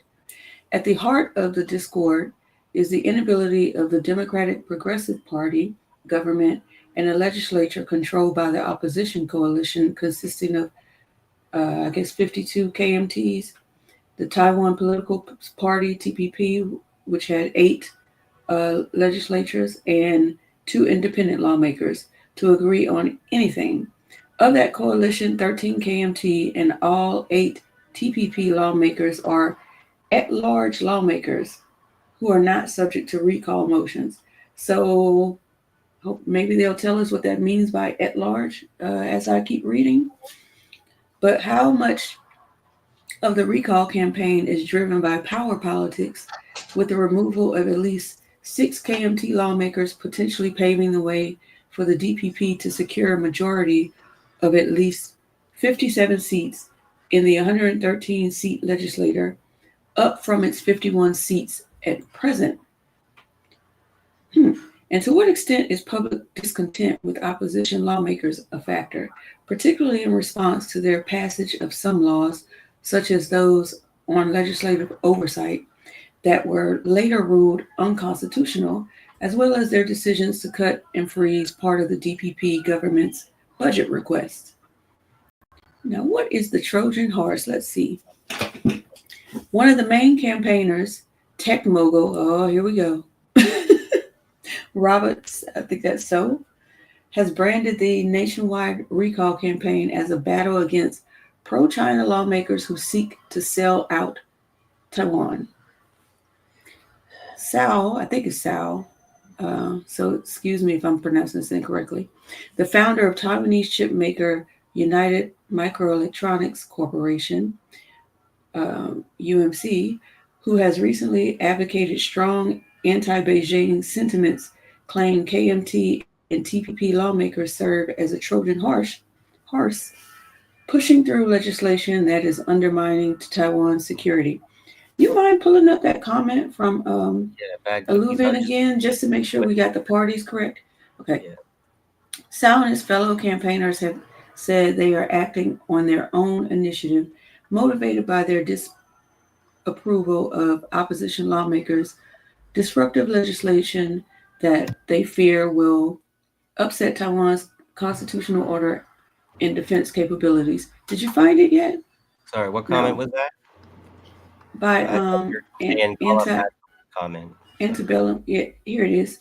Okay, so KMT were the nationalists assholes, but China's assholes. Okay, because I was trying to remember when I was reading it to make sure I got what they were saying. DPP are Western traders. Okay, so doesn't sound like either of them are really. They're both fighting for power over the Taiwanese people. That's what that sounds like to me. Yeah. What, is that what it sounds like to you? I think it's an important distinction to make, though, because if I was correct about what I was saying, the KMT were like the original fascists who lost the war against China, communists for mainland China, and they returned to the island of Taiwan. But they were always nationalists in that they wanted to return and reclaim the all of China. And what's been happening in Taiwanese politics lately, especially with American interference, is they're trying to manipulate public opinion into rejecting their identity, their core identity as Chinese citizens, and to cause them to believe, like mind, body, and soul, that they are Taiwanese and not Chinese. And that's, I think, the main distinction. So let me see if, the founder has recently advocated strong anti-Beijing sentiments. They claim KMT and TPP. So TPP is the Taiwan's People's Party. So does that mean he's with the DPP? So he's with the Western assholes. Is basically what I'm getting here. Yeah. Right. Okay. so she's had a reply there. She's saying, we are in such a weird position right now, Abby, that actual nationalists are a better option than Western imperialists. Yeah, that's the irony about why Marxists will often support right wingers, because they are, just because the fact that they're nationalists doesn't necessarily make them our enemies. It's when they become imperialist, that's kind of where they become too far right, I guess. I don't know if I mean, the way I'm reading it is like the best option would be the TPP, but it sounds like the TPP doesn't have enough power, because why would they? Because they're for the people.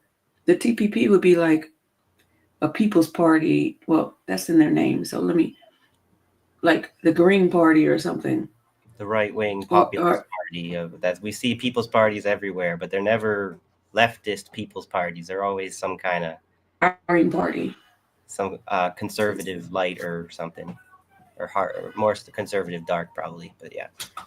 Well, I was actually thinking the TPP sounded more like our Green Party that really doesn't have much of a chance of winning.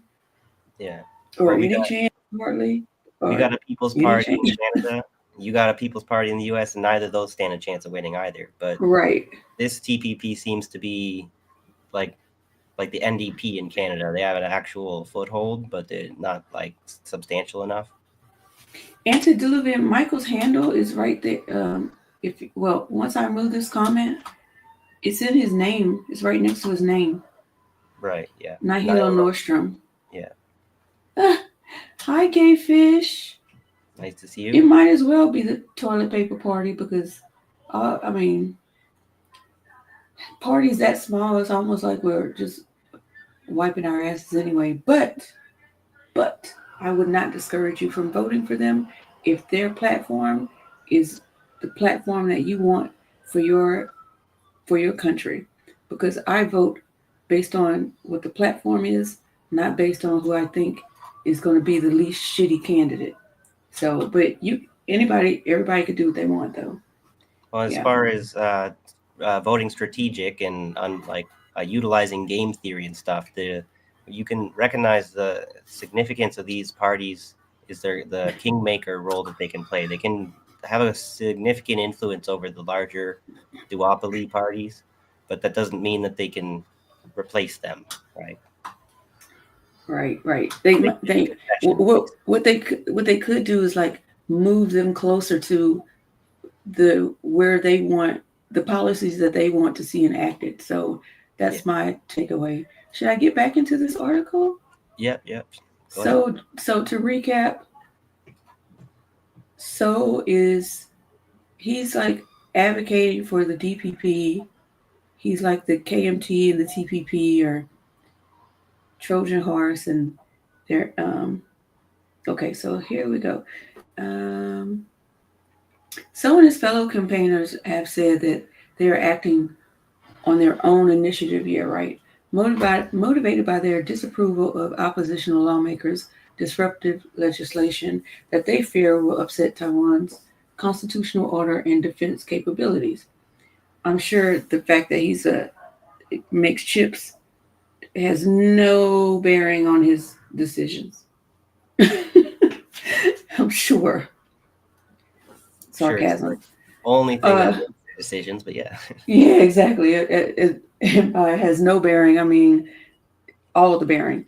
So while acknowledging the agency of civil society groups over the past few weeks, this is a different person, Shu Chao, a political science professor at Soochow University, said the driving force behind this recall effort was the DPP.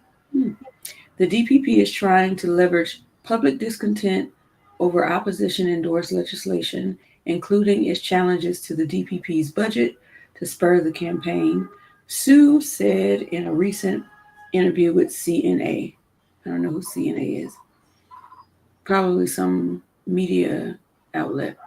The recall initiative did not proliferate until DPP Legislative Caucus Whip Kerr Chang-ming publicly called for mass recalls of KMT lawmakers in early January, according to, I don't know how to pronounce that National Taipei. Oh, that was so close. University political science professor Louis Jiahui. These names are so hard to pronounce. So you hear them, you have to listen to them talk, and then you get to feel for the way they pronounce the names. Okay. It's really because I don't know like how because different dialects, the way they pronounce their vowels together is very different. What they make a long vowel versus a short vowel and all that stuff. So I don't really know. I don't know what that is for them. So I'm like, do I pronounce it like I'm in Germany or America? Too much to learn. And the answer's probably neither. I was just saying, I'm getting like a forced to vote vibe from this strategy of theirs, where we're going to force the recall again. Pushing. Okay, so I'm going to finish this part about the Trojan horse, and then we can see if we want to keep going. Kerr has also claimed that President Lau Ching-te, who concurrently serves as DPP's chairman, would ultimately make his position clear over the issue. Liu told CNA, who CNA is. She was referring to Kerr's comments during the interview in mid-February, during which the veteran lawmaker suggested the biggest star should take the stage when the campaign reaches the climax. Didn't they already take the stage? Like, that's why the recalling is happening, right? Yeah. The idea of a recall campaign even predates the stalemate between the executive and legislative branches, as Kerr first floated the idea of launching a recall campaign against the opposition shortly after the presidential and legislative elections in 2024. So instead of even letting the elections play out, you're already talking about recalling? That sounds like Trump. Yeah, well, that's because there's these people are maybe different nationalists in different countries or whatever, but they're all kind of, well, these actually are, my bad, these ones aren't the nationalists like you're saying, the Western. These are the Western ones. But the playbook doesn't change. Like there's like Modi is India's Trump. We don't hear his name anymore, but Boris Johnson was the UK's Trump.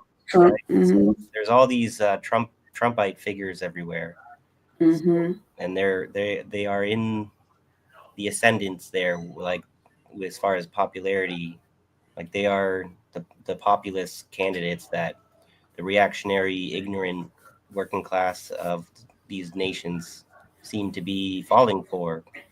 So I don't know. So this is important. The January 13th election saw the DPP, so that's the Western Party, secure the presidency for a third consecutive four-year term, but lose the comfortable majorities it had in the legislature from 2016 to 2024. Despite Kerr's comments, other DPP officials have consistently denied any party involvement in orchestrating the recall movement. Of course, they didn't. And Lau, or maybe it's Lei, or Lai, has never publicly, unambiguously rendered his support for the campaign. So they lost their stronghold. They got the presidency, but lost a lot of the legislature. And that's what we've seen happening a lot. Like in Canada, the Liberals lost whatever majority, but they secured a minority. So I'm not going to read this one. This is a. yeah, we got. I think we get the gist. They write long articles these days to try and get more clicks and stuff. So we could talk about the recall vote impact if you want. Let's see how much it's not that much. Yeah, we can read that one and then maybe try and move to the next because it's 146. So. Yeah. Of concern of some is the impact the recalls could have on Taiwanese society. Liu expressed concerns over what she described as the lack of legitimacy of the recall movement, noting campaigners had not provided plausible arguments for why all the targeted KMT lawmakers should be removed from the legislature. Former DPP Premier Frank, I'm not even going to try it, now a senior advisor to the president, has warned that political camps leveling recall threats against each other would create a vicious cycle detrimental to Taiwan's development. The KMT has tried to fight back with initiatives aimed at ousting about 16 DPP lawmakers, but none of them has gathered much momentum. Yet, others argue that the recalls are a necessary response to what they see as increasingly unchecked power in the legislature. This sounds so familiar. Li Zhongxuan, a professor at National Shan Kong University, warned that the opposition-led legislature has distorted and abused legislative procedures to an unprecedented degree. If such actions are tolerated, he said, the majority could, in the future, bypass standard procedures, forego formal meeting notices, and call surprise sessions at will to push through any bill it favors. Isn't that what Trump is doing with the ignoring the Supreme Court and just doing whatever the hell he wants to do anyway? This is so familiar. Yeah, so anti-democratic approach, you know. So okay. that sounds like a disaster, right? But maybe that's my bias. But you know, I don't think so because I think the more you erode democratic norms, the more you're creating a fascist society. You know. Yep. So. Yep.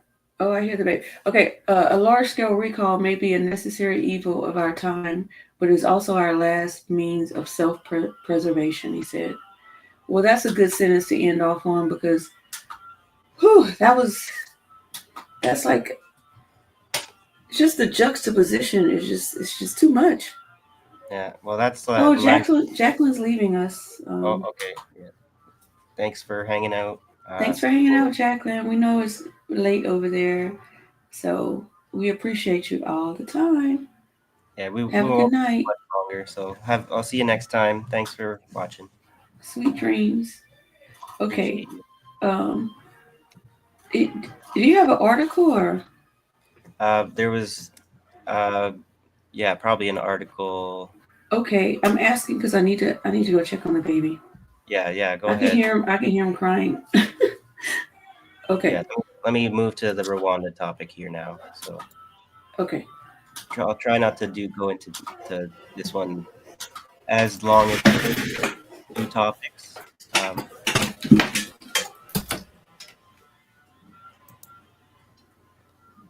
Sorry. Share my screen. Gotta find the right tab. Here we go.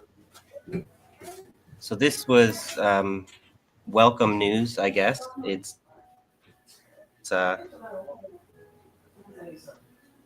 my cynical mind makes me question whether it's actually going to play out, because every time we hear talks about ceasefires, peace these days never materializes. So, but we got to try and have some kind of hope for peace, I guess, because otherwise we expect it to never actually happen, and that kind of self-fulfilling prophecy creates utopia, I guess. So, but we had unstable connection. I'm not sure if you guys can hear me. I'm just waiting for my hopefully it comes back soon, so I don't have to. It's bad timing with Abby taking a moment out for the baby for me to lose my signal there. Oh, here, are we coming back? Okay, good. You can hear me. Thank you. Just gonna move on with the article then.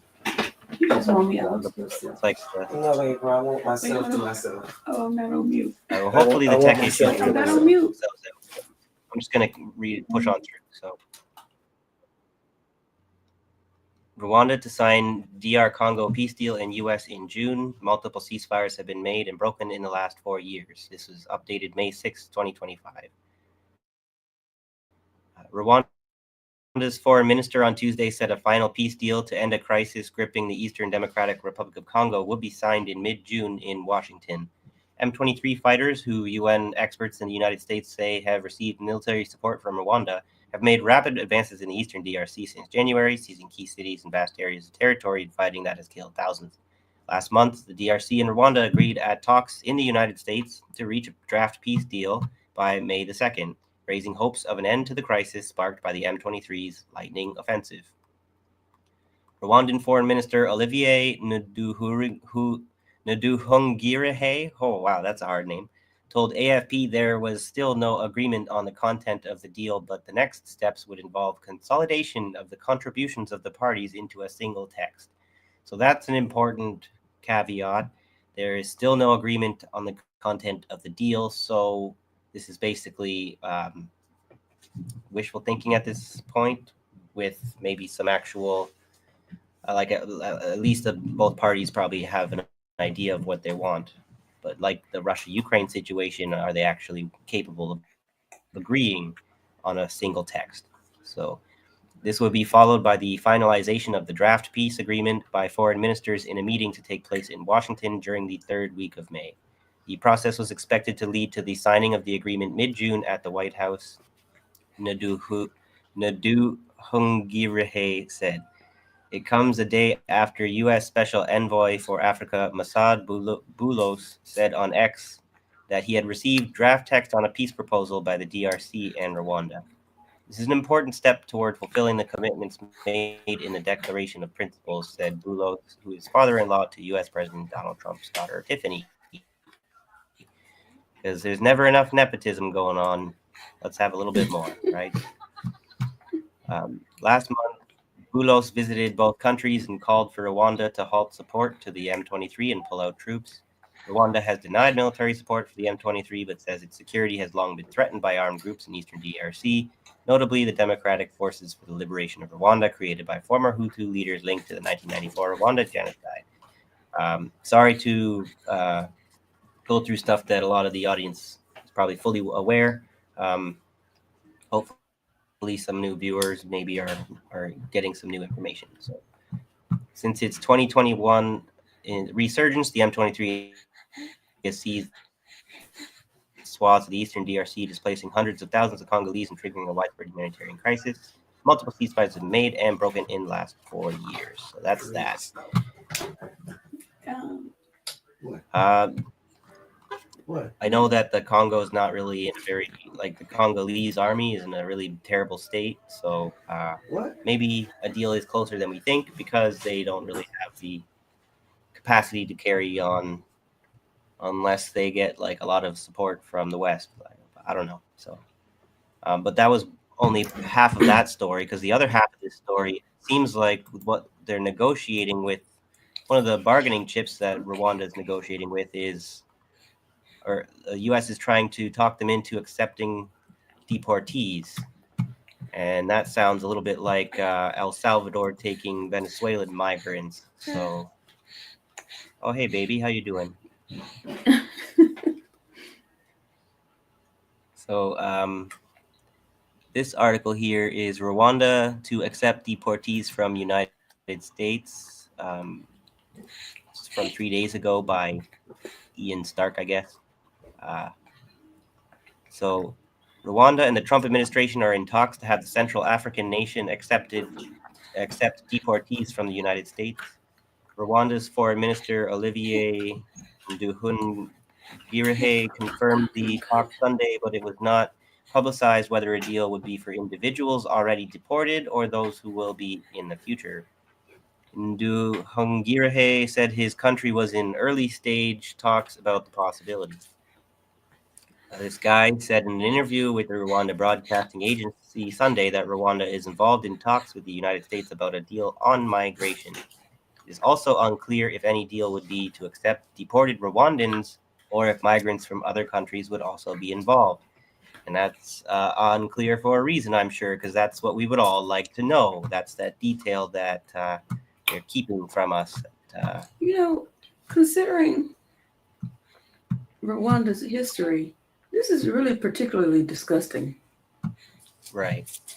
I mean, like, almost like it makes your blood boil. Like, how it's almost like the Israel genociding Gaza. Not to that level, because it's not a genocide, but it's betraying people based on, like, at one time Rwanda needed refuge. They needed to seek asylum. And so you're going to turn around and do this? So in no way I was trying to compare it to genocide. It's just like, no, that's a good point, though, right? Yeah. That when the Rwandan genocide happened, there's all kinds of people who had to leave as refugees, and a lot of them probably had left the country illegally or joined the countries that they went to illegally.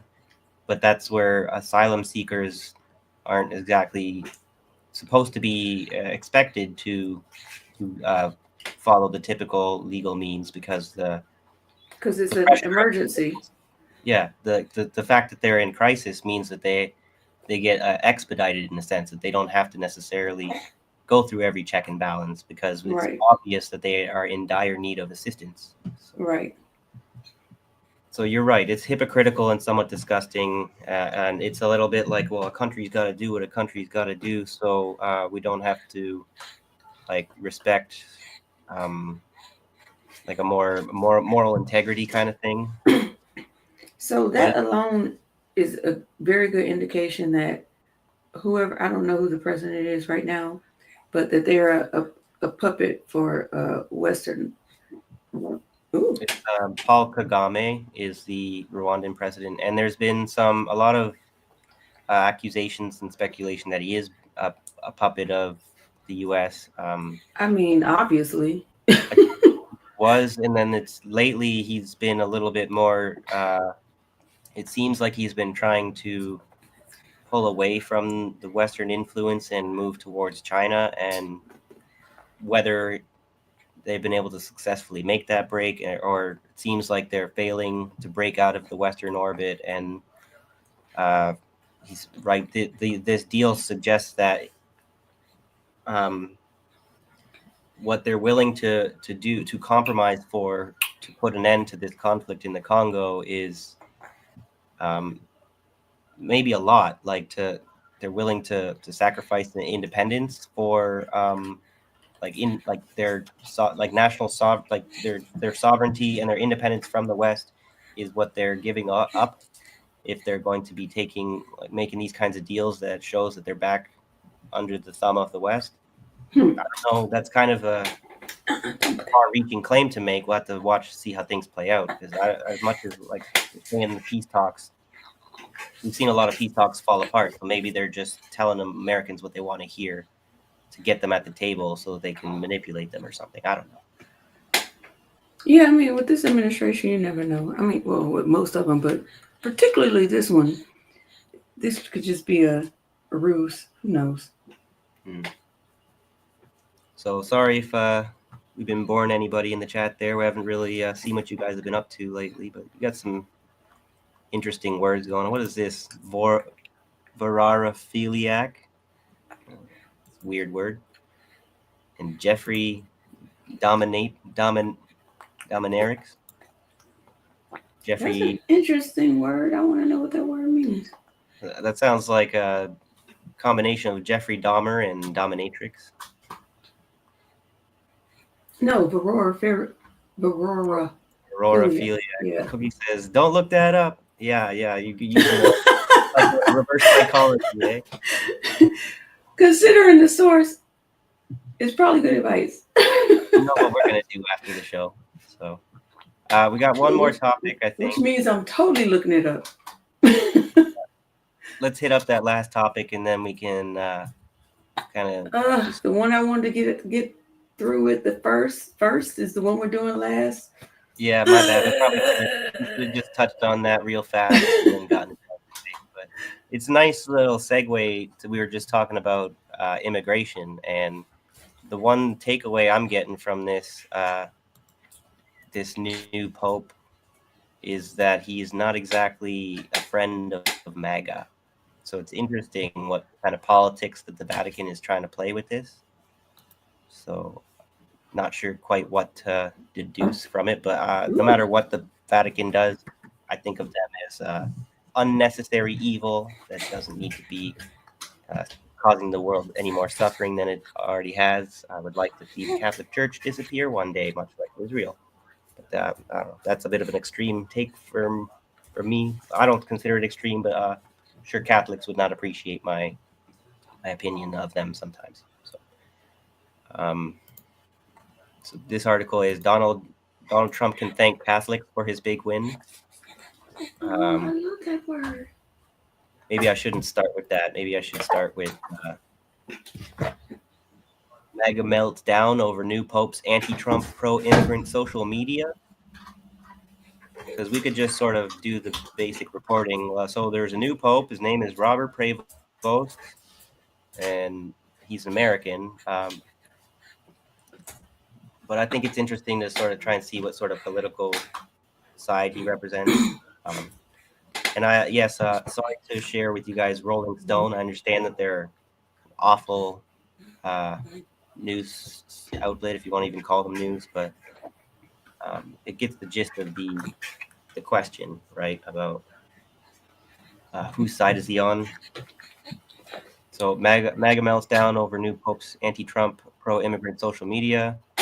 Robert Prevost, now known as Pope Leo XIV, has been critical of the president and his actions. May 8th, 2025. You got to be kidding me. So I could read this earlier, and then now I go back to it. They're trying to make me subscribe to read it. So I'm going to see if I could probably find it real quick on the archive. Yeah, there we go. Isn't that nice that we don't have to, those of us who understand, you can get around it. So good resource, good opportunity to. I wish I saw what you did. You can show me later. Yeah, but yeah, good chance to plug the archive website, archive.is. If you're looking for an article that's behind a paywall, as long as it's been saved and captured by somebody, you can get around it. So. Oh, cool. Yeah, very cool. Catholics have a new pope, and for the first time in the church's history, it's an American. took the College of Cardinals only 2 days to elect U.S. Cardinal Robert Prevost as successor to Pope Francis. I was caught by surprise see this pop up in the news cycle because that was extremely fast. That it's the fastest any pope's ever been elected. So Prevost, who has taken the name Leo XIV, was by no means a front runner for the papacy, and as the world scrambles to learn about the new pontiff, it's clear he harbors at least one very American habit, posting. Prevost appears to have been an active user of Twitter, now known as X, since 2011. The first tweets from the account date back to the reign of Pope Benedict and include rather mundane updates like in Rome, council meetings. But Prevost has also used the platform to criticize Donald Trump and his administration's approach to immigration policy. In 2015, Prevost tweeted an article critical of then Can you make it a little bigger? I'm sorry to interrupt. No problem. Is that better? Yes. In 2015, Prevost tweeted an article critical of then candidate Trump's problematic anti-immigrant rhetoric. In a recent February 2025 post, which has gone viral since Prevost's election, he wrote that Vice President J.D. Vance, a Catholic convert in adulthood, was wrong about his attempts to find a theological justification for the administration's treatment of migrants. Jesus doesn't ask us to rank our love for others, Prevost wrote. He added a second post critical of Vance's misunderstanding of the doctrine of Ordo Amoris. In his most recent post before entering conclave, Prevost criticized Trump and the Salvadoran president Nayib Bukele for making light of the That nigga ain't bring no pacifiers, no nothing. Just tell I'm going to work. I'm not. That's the kind of babysitter I want. I'm still on. We can have a discussion about I'm it. just gonna mute you there, Abby, for a moment there. Sorry. In his most recent post before entering conclave, Prevost criticized Trump and President Nayib Bukele for making light of the deportation and detention of Kilmar Abrego Garcia, which I believe was that man who was not even an illegal immigrant, and he was deported anyways, and everyone quickly found out that it was illegal to deport him, and they decided we don't give a shit. So that's exactly anyone with their head screwed on right at all is right to criticize Trump and Bukele for that egregious decision. So Prevost linked to an article from the website Catholic Standard comparing the plights and persecutions experienced by immigrant and refugee communities to the Passion of Christ. So the reaction from the MAGA right, which in recent years has also taken a liking to ultra-conservative Catholicism, was immediate and predictable. Woke Marxist Pope, wrote Laura Loomer, a far-right 9/11 conspiracy theorist who is close enough to Trump to advise him on national security staffing decisions. In another post, Loomer wrote that Prevost was just another Marxist puppet in the Vatican and that Catholics don't have anything good to look forward to. And ironically, I heard on Hardlines Media this morning that people have been trying to make statements about Trump being a socialist for whatever stupid, idiotic reason. It's really weird. Like, I'm not a religious person. Somebody's going to have to explain this to me. But evangelicals don't like Catholics, right? And I guess that's why Lori Loomer, she's insufferable, by the way, is saying what she's saying, which made it super weird when Trump came out with that image of himself. Don't eat that. With that image of himself dressed like the Pope. And I was just like, I don't understand what's happening. It's impossible to understand what's going on in the minds of some of these religious nut jobs, to be frank, because that's what they are. So it's almost like Trump didn't realize evangelicals don't like Catholics, like talking about it. Yeah, I'm right in saying that, right? Like for the most part. Yeah, I'm not sure. Like I don't really know. Not being an American, I never really interacted with evangelicals or like Catholics from the South and stuff. But I was reading earlier today, probably validate some of what you're saying. Yeah, I try to stay out of it. Because the Pope, the Pope like washes people's feet, and evangelicals are more like capitalists. Yeah, well, the evangelicals have recently, I think, have kind of abandoned the Republican Party, thinking maybe has something to do with Trump and MAGA takeover of the Republicans. So what's the demographic shift going on with the last election for Trump, which I'll segue to that other article I was sharing. I think it was it talks about what I'm talking about here. It's the Catholics that are responsible for Trump winning just recently, and the evangelicals were the ones abandoning the Republicans because of Trump. So the Catholics are the ones who came in to save the day a little bit. So I don't understand what's going on between those groups. Yeah. So here's well, first, this is funny. Bad Cookie said that kid's gonna learn some swear words today. And he keeps trying to grab my phone, so you are correct, Bad Cookies. But here's okay. So evangelical, antediluvian atheists. I'm gonna get that right one day, where it's just gonna roll off my tongue. I promise. Some evangelicals don't think Catholics are even Christians, in the same way communists don't think anarchists are even socialists. That's interesting. I think that's sounds like a good way to put it. That's interesting. But that's also what happens just with I wonder religion what they in general. think they are. It's how everyone says, I'm the real Slim Shady. But, you know, none of you guys are the real. It's that real, no true Scotsman fallacy. Every religion ends up eventually suffering a split, and then another split, and another split, and everyone has a hard time figuring out who's the real original Slim Shady. So It's very strange. So I don't know. We'll see how this plays out. yeah, so this article is from November 8th, 2024, but it was written just after the election, right? So in the immediate weeks of polling prior to the November 5 presidential election, something curious was happening among evangelical Christian voters that deeply concerned the pro-life movement and advocates of religious freedom. In past elections, the evangelical vote had been the most dependable for conservative Republican candidates. That vote regularly came out in droves. White evangelicals supported the pro-life candidate by 2/3 or 3/4 or more. They were also reliable activists, canvassing for ballots, handing out literature, volunteering at polls. For the year 2024, however, those evangelicals seemed down on Donald Trump, or at least less enthusiastic. Their decreased support concerned conservative Catholics worried about what they perceived as a deep, real, and unprecedented threat to pro-life gains and religious freedom by Kamala Harris. So that whole making the election about the abortion stuff really plays with certain segments of society, apparently, right? So what would those Catholics do without those evangelicals? Well, judging from exit polls, those Catholics would respond by voting eagerly and overwhelmingly for the Republican presidential ticket. He came out so decisively for the ticket of Donald Trump and J.D. Vance that they offset any waning numbers from the evangelicals. Put bluntly, those Catholics got Donald Trump elected.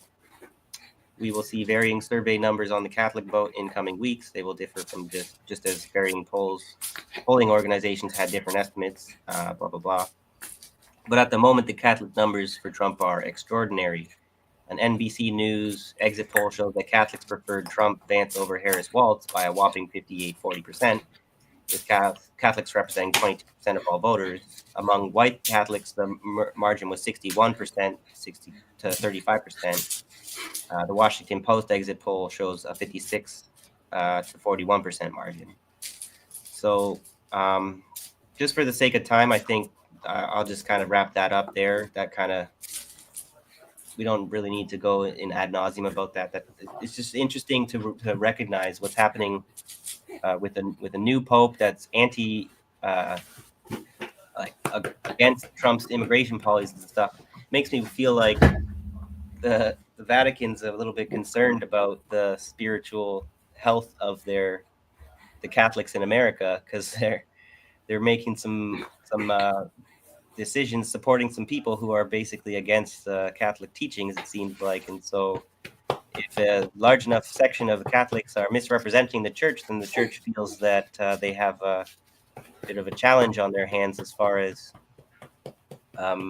you guys are supposed to be listening to what we tell you guys what to do or whatever. We tell you how to worship God, right? Not the other way around. So. I found that it's interesting. Antediluvian. Okay, this makes sense what he's saying. Okay, it's just it's been so long since I've paid attention to this stuff that I just let it go out the other ear. So some evangelicals don't think Catholics are even Christians. And oh wait, not that one. Okay, here we are. Abidu, evangelicals that think this complain that Catholics are polytheists because of all the saint stuff and Mary stuff. Interesting. And that reminds me, and I'm like, oh yeah, because you say it's only one God or whatever, but then you take a pagan religion and set up a religion that does the same stuff. So instead of praying to like the sun god and this god, like in ancient Egyptian theocracy, I guess, theology. So they would have reverence to each form of, earth, wind, fire, and also different like emotions, stuff like that. All of those things will get their own special reference. So they were like, "Oh no, you're praying to too many gods, and it's a monotheistic thing. So let me set this up. But instead of praying to gods, we're gonna call them saints. Ain't that the same thing?" Yeah, the I always thought the saints, the way that the Catholics treated their saints and Mary there, was kind of funny because it's just like I kind of agree there. It's like they're polytheists in a sense, but they've changed things just a little bit so that they get to claim to be monotheists. But all those saints, like what made them a saint, the story about them, it's eerily similar to the stories of the gods that they've replaced. It's like, so you basically are just doing the same thing. You're taking a concept in the universe, a positive concept, but you're putting the saints in front of it as opposed to an Egyptian Instead god. of a demigod or a lesser god.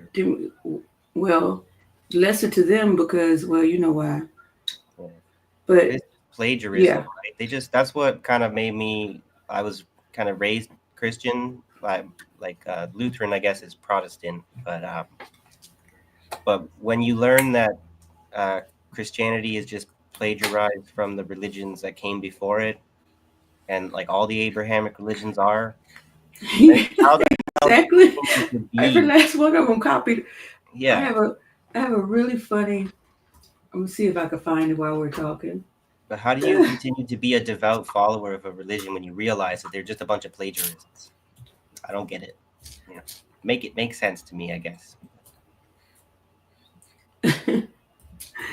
Yeah. But and that's our last one, right? And then antediluvian atheist was saying, technically speaking, it's henotheism, multiple god type things, but one boss god. So always good to have a correction there. Yeah. So yeah, that was our last topic. We kept you guys a little bit later here tonight. Still glad to see 13 of you guys still watching. I appreciate you guys hanging out to the end. Yeah, thank you. Like, share, and subscribe. Okay, I found it. It's hilarious. I got to share it. It's right there on Reddit. See if I can make it big.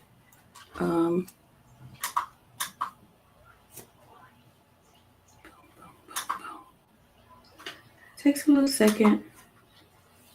Here we go. See if I can make this real big. Yeah. As far as any announcements, there it is. I would just say for following like this India-Pakistan stuff, I would recommend watching the Active Measures channel, which is like part of the Gray Zone network. Those guys are good investigative journalists, so I'm looking forward to seeing what they have to say about this kind of stuff. Okay, so let me show you. So this about sums it up, right? Yeah. Islam, Christianity, Judaism, paganism, complete show. Look, Yes. the paganism. He has a cheat sheet in his hand. That's perfect. Can I copy your homework? Oh, that's hilarious. And And I guess you could wonder if I add could like just. Baha'i. I think there's another faith that's Oh, new. Baha'i, yeah, Baha'i. The Copying on difference. Yeah, Baha'i doesn't think Jesus. They think. Okay, I went to a Baha'i temple, and I was studying them for a little bit because I was trying to see what they were talking about. So they believe Jesus was like a teacher. They don't think he's like didn't raise again in 3 days and all that kind of stuff. Like it's more they have more. They bring science into it a little more. Like they respect science and the evolution of science in mankind and stuff. But they also still think like being gay is an abomination and like the whole time I was the whole time I was going there, I was like, oh, this is good. You know, this might be something I can get into. And then they got to that part, and I was like, oh no, well, it was nice to meet you, but I got to go. Yeah. There's a lot of deal breakers when it comes to religions. This is hilarious. I gotta throw this one up there. Yeah. The Mormons funny, are watching on CCTV. Mastermind's always the master of the jokes. Yep. So let me see if I could share this instead. Just to I haven't seen it. Sorry, go ahead. Oh, I was just sharing something else. The Trump Pope. Yeah, for your viewing pleasure. Yeah. So and that's the other ironic thing. As far as a couple of weeks ago, we were hearing talk about this Trump Pope thing. This meme was going around, and then lo and behold, there's an American Pope elected. So people are saying, did we just coup the Vatican? I think that was Black Red Guard. If you never heard of that channel, he's an interesting. I think he might be a Maoist. Go ahead and check. Oh, yeah. Well, it's been fun. We managed it. I didn't get to do any research because well, we didn't get in touch with each other until we weren't able to get in contact with each other. So I didn't even know if we were doing it today. So I've been having a rough week and just rough month and rough year, all that. So hopefully, hopefully my contributions were okay. My first reactions to the stories. It's always good to have you, even if you don't always do as much of the research and stuff. Your commentary is always insightful. So appreciate it. I appreciate you. I just want to say Black Life is back on Tuesdays. She's got some nice interviews lined up. She's going to try to be consistent, especially since school is about to end. So that's helpful for her. She doesn't have all that, I don't know, that baggage of the emotional trauma she has to soak in from the kids each week. And it's a lot. It's shocking how many kids pass away. Yeah. Not all by gun violence, but a lot of them has been gun violence. And one just car wrecks, just kids missing, just all kind of weird stuff. Yeah. Well, the suicides, right? Suicide. Yep. Suicide. And she has to go in and not heal, because you can't heal them, but at least, talk to them. Our teachers are not being compensated enough. They do so much for us. No, they're not. Say bye. Bye, baby. Thanks for coming. He's talking to my mom. Sweetest member of the audience. So yeah. Anyway, with all that being said, jump off my soapbox. Your phone. I told you to ask Tosh to call it. Where am I? It might be in the car.